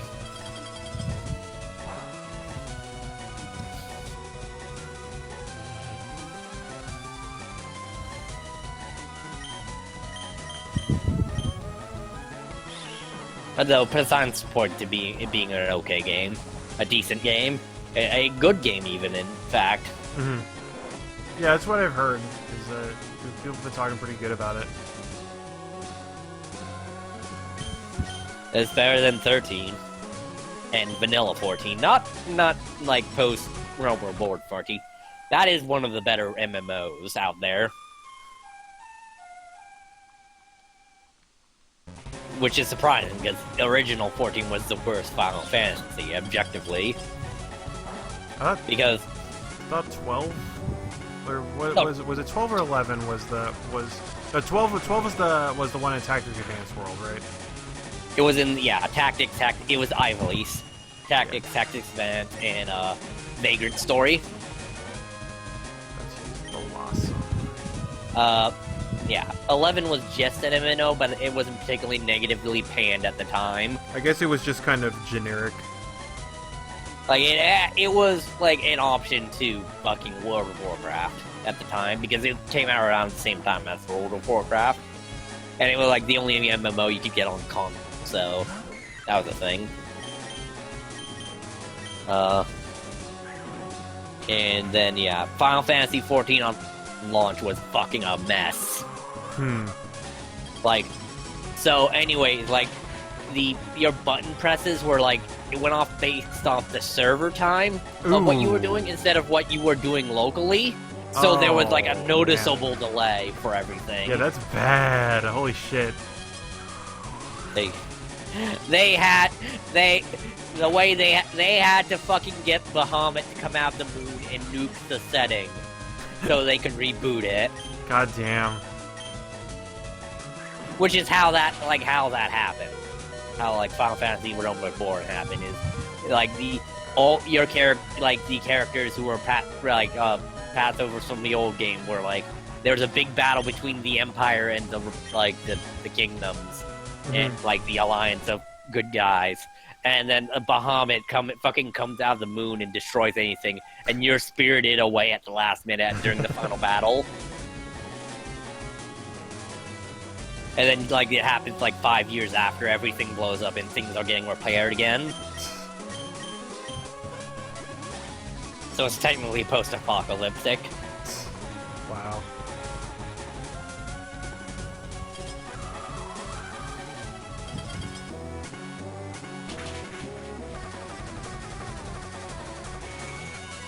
Also has, like, very good but weird boss music. Where it starts off orchestral shit and then turns into butt rock. Like, fucking, one of the versions of Omega has, like, a super robot theme. Okay. Because, like, it's a version of Omega that combines into several... No, I think it's Alexander. Like, it's, like, several robots combining into one. Huh. Also, that's Triple Triad. Fucking Reggie West is trying to learn dig. And for some reason, they kept the random rule, the most garbage rule for Triple Triad. What's the random rule? It's you use random cards out of your collection. It punishes you for having a lot of cards. Ooh, yeah. Also, man, do we want to put dig in for anything? Let's see. The only thing I'd want to replace is conversion. Maybe not. Yeah. We're good as is. I mean, this is the final battle. Yeah. I could probably fucking Gardevoir. You got revives. Yeah, I've been kind of chewing through them. Weak to steel. Alright, I'm just gonna Doom Desire. Well, no, hold on. That might have been when it got the fairy update. Because fairies are weak to steel. Okay. Let's see what its weaknesses are in Gen 3.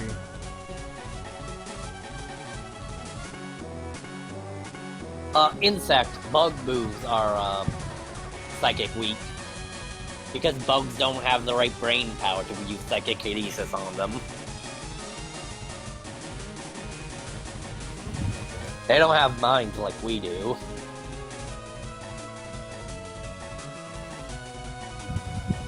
How do Flame King... Okay, you could give me a... just a yes or no answer. I prefer as vague as possible, in fact. Flame King poop. Not like we do. Like, I don't know a whole lot about kin. Like... No, Flame... This is a question for Magic the Gathering lore. There's a certain creature called Flame King, which are, like, dudes who are constantly on fire. Like, who are made of fire. And the question of would they poop? And the answer are, not like we do.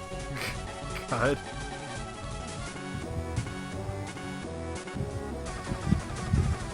So is it or is it not weak to steel?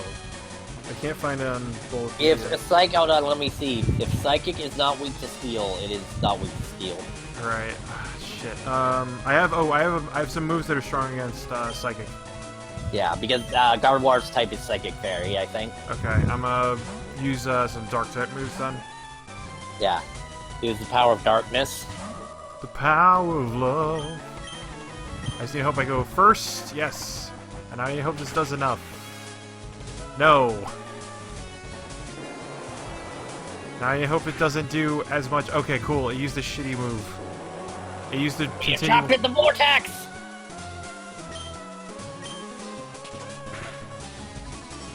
Alright, fortunately, it's okay, I guess it doesn't have like it's mostly defensive.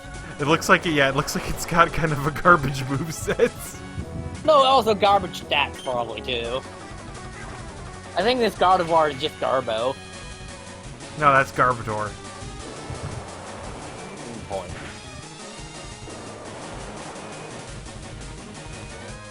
Garbodor is the secret third evolutionary chain of the Gardevoir family. Oh shit, it used spikes. Really, inside every trial brush is just a very trashy roll. God damn it, Chaz! Stop it with your fucking full source. Fucking, he paid for it. He's champion using his champion money. The rich get richer. Fucking Professor Oak's fucking grandson.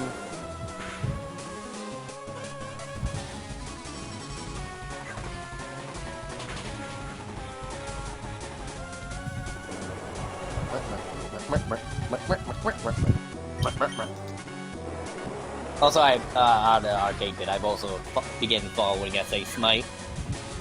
As the host. That's fair. Yeah. Okay, I might have to use a Hyper Potion this round. Do I have any left? I have 2. I also have Old Root, which is basically a Hyper Potion.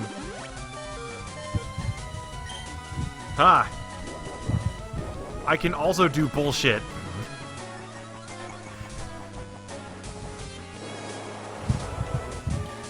I think it's charging. I think it's charging up for a super attack.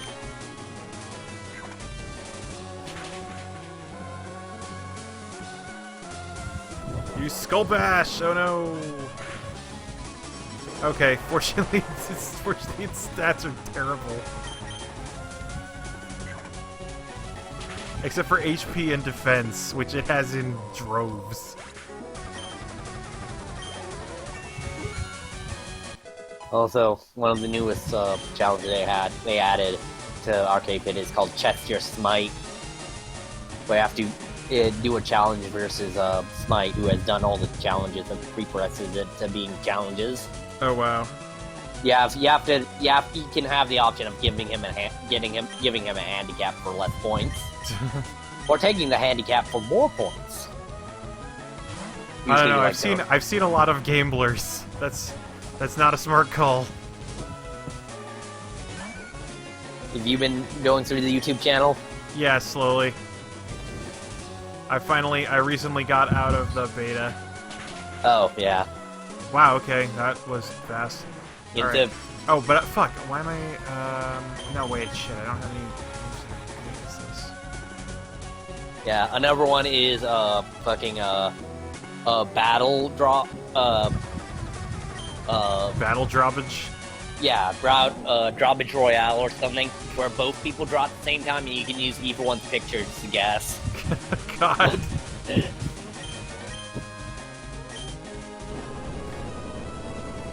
I forget. Did they also have the one that you can force another group guys to play a game? Yeah, the DG Hustle. Yeah. Yeah, that was introduced in the beta. Yeah. Also, there is the one where you bet on a fighting game. 2 AI players, and whoever wins gets. Oh, it's literally salty bets. Kind of. Yeah. He's also doing it as his side thing. It's like salty bets only specific fighters, as opposed to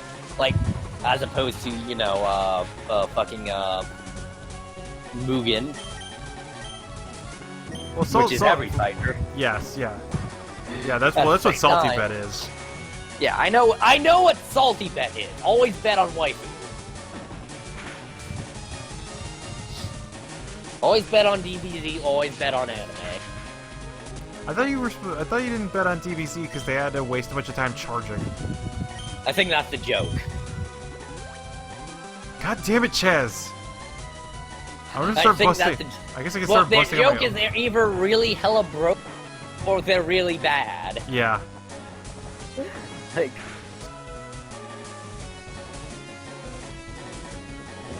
Oh, there we go. Whooper just killed itself. I guess anime is usually because the anime fighters are usually very fast and yeah, they're very fast and they have very small sprites. Did you not? What? Whooper used explosion. What? Damn, Whooper, that's hardcore. All right, and then Registeel's gonna be the one to finish this off. Whooper just runs at you with a fucking vest of grenades. No, a vest full of Voltorbs. Oh, Icy Wind, yeah. I've got a couple Icy Winds left, and then I'm just gonna Doom Desire if that doesn't do enough. But that looks like it's gonna do enough. Also makes its speed fall. Not very effective. Now, I'm guessing Chaz is gonna bust out a full restore after this second Icy Wind. And then I'm just gonna have to go Doom Desire and rest. Yeah, maybe convert. Well, I guess you haven't got anything weak to, so conversion to be necessary. Salamence used a milk drink. Oh, that's the thing Miltech has, it to restore health. Alright, well maybe we can get a crit here. Miltank drink its own milk, a shameful Miltank. Yeah! Critical hits! Congratulations, you are the god now. I am now the analyst. I have demoted the analyst back to god. No! This can't be! Ah! Picture zooms out, catches on fire. Explain that, atheist. I remember people were talking about how shitty things are for Blue, like, because his Pokemon die, and then he wins the Pokemon League only to get his ass kicked, like, immediately afterwards. I never made any mistakes. Yay! Holy shit. Wow, yeah. I didn't think we were just gonna sweep that thing.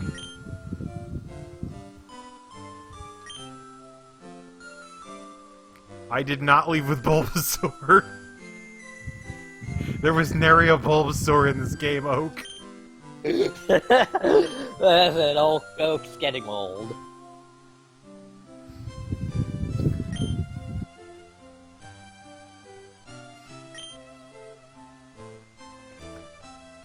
Wow! Yeah. And then he gets chastised by his fucking grandpa. Yeah, Chaz. Well, he couldn't love and trust his Pokemon after his Rattata died. He's going through emotional hardships, man. Chaz, you need to be more of a loving god and less of a vengeful god. I mean, that also criticism worked better for the rival in Gold and Silver. You know, Giovanni's son, who literally stole his Pokemon. Oh man, now we get to put our stupid Pokemon in the Hall of Fame. Whoa, I didn't realize this room was, like, reflective. I mean, yeah, it's the fucking champion. And later, yeah, you can come back here and, him.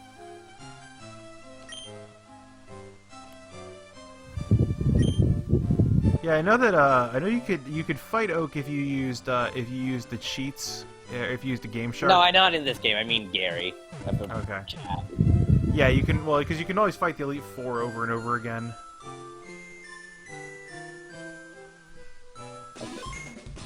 Yeah, be rocked, the Islamic Shock!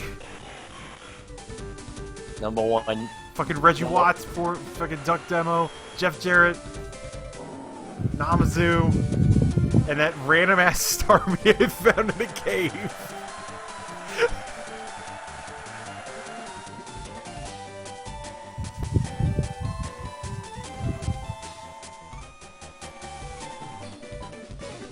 I'm surprised only 33 hours. It felt like a lot longer. I mean, that's not counting, like... Well, it is counting game over, so I don't know. Yeah. Oh! Do we get credits? Nope, we just leave. Oh wait, we gotta. Oh, there's a cutscene now.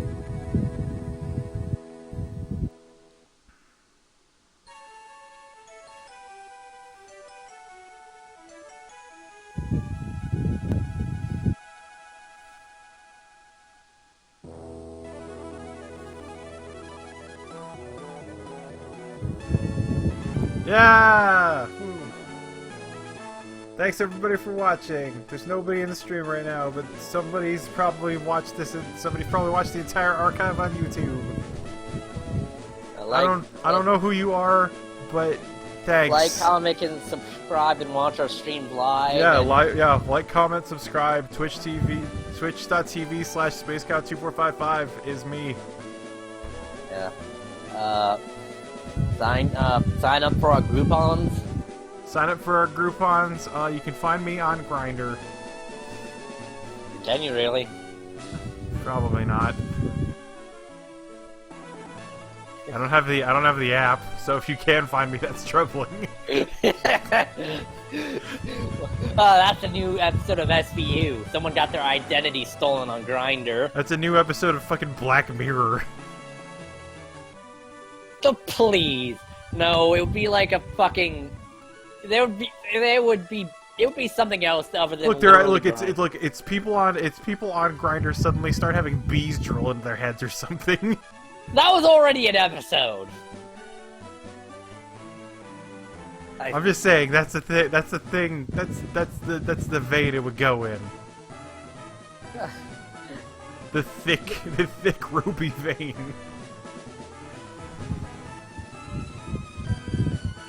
You go on Grindr and then like bees like drill into your dick. SVU ripped from the headlines. Fucking Grindr racketeering identity theft. Like they put your ID on Grindr and then they blackmail you. This sounds like one of the fake like Ice-T quotes that people make. No, I have not mentioned a fake type of drug. Wait, Braille code? We got. Wait, how does Braille code work for this game? You see, they cut together catnip with methamphetamine called kitty cat on the streets.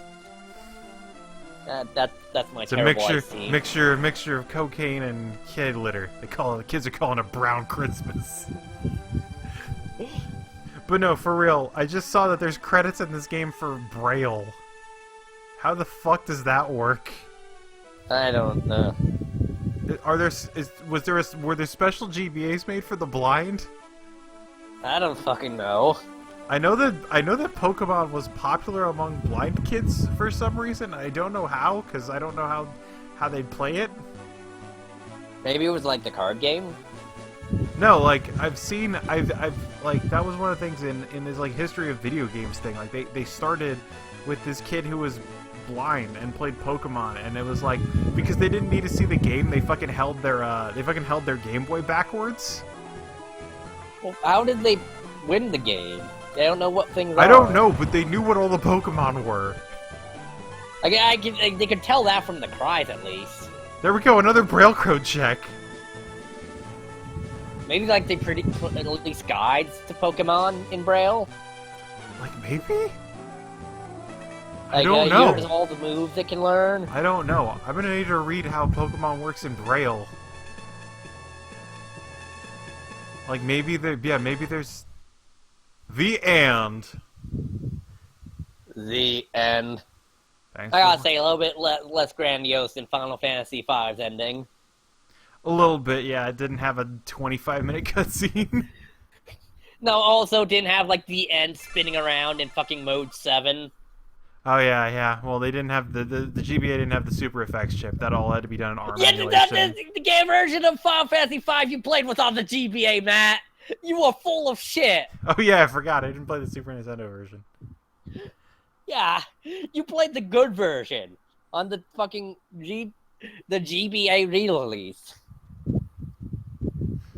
Yeah, it's a contender between that and the PS and the PlayStation remake. Fun fact: on the Final Fantasy mobile app, Record Keeper, you can play as Gilgamesh, and he is actually one of the best characters in the game. Nice. Well, he's a very solid character. His special thing is morphing time. God damn it.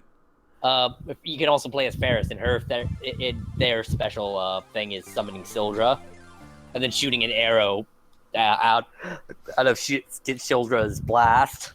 That's cool. You can also play as Ramza for Final Fantasy Tactics, and his special thing is shouting.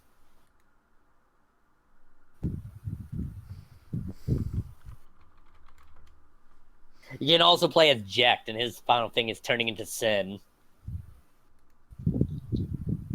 Well, the Sin thing you fight of him in Final Fantasy X as the final boss. That's not like the extended cutscene boss. Oh, Skype, stop trying to open, like, tabs of my shit here. That was weird. What are you looking at? Oh, you're just looking at the links you sent me now? Yeah, you got... Well, you don't need to click the link on the second one. You can just look at the image of that lady who wears camo crotchless pants. Oh, And, wow, yeah, that's... Okay. that is fashion. Yeah, it's the reverse of assless chaps. Listen, I could see people wearing that, which is more than I can say with most Final Fantasy costumes. Yeah, no, this is rave gear. Like... Like, I could see Although, this... pretty much, most... Well, okay. This is also a, Oh. This is also, like, a modern-ass Final Fantasy, which... And not like fucking, I don't know, whatever the fuck Final Fantasy VII was. This is a game where you're driving around in a car. There's also magic and chocobos and shit. Yeah, no, that's actually. But you also stop at gas stations to get potions. Yeah, it's a weirdly refreshing take on the genre, even though it is still about like 14s trying to save the world. To be fair, I think that's just kind of what I think Final they're Fantasy all like is now. Late, like 18 years old, like early 20 somethings. I know, four young adults trying to save the world. Like the game begins basically as like a bachelor party road trip. Yeah. For this. All right, I think I'm gonna end the stream. All right, good night. All right, peace out, guys. I guess next time. I don't know. We could do AM2R. Yeah, or that, or Dark Souls. Dark Souls, yeah. I'll have to see how well I can get Dark Souls running on my computer and also streaming. It shouldn't. It's not that. It's not that new of a game. Not that high res. We'll see. We'll figure something out. This is where the real Dark Souls begins. And then I can just have a chorus of people telling me to get good. Anyway, no, I will be the one telling you to get good, Matt. Now and forever. All right, well, that's next week. Good night, Internet.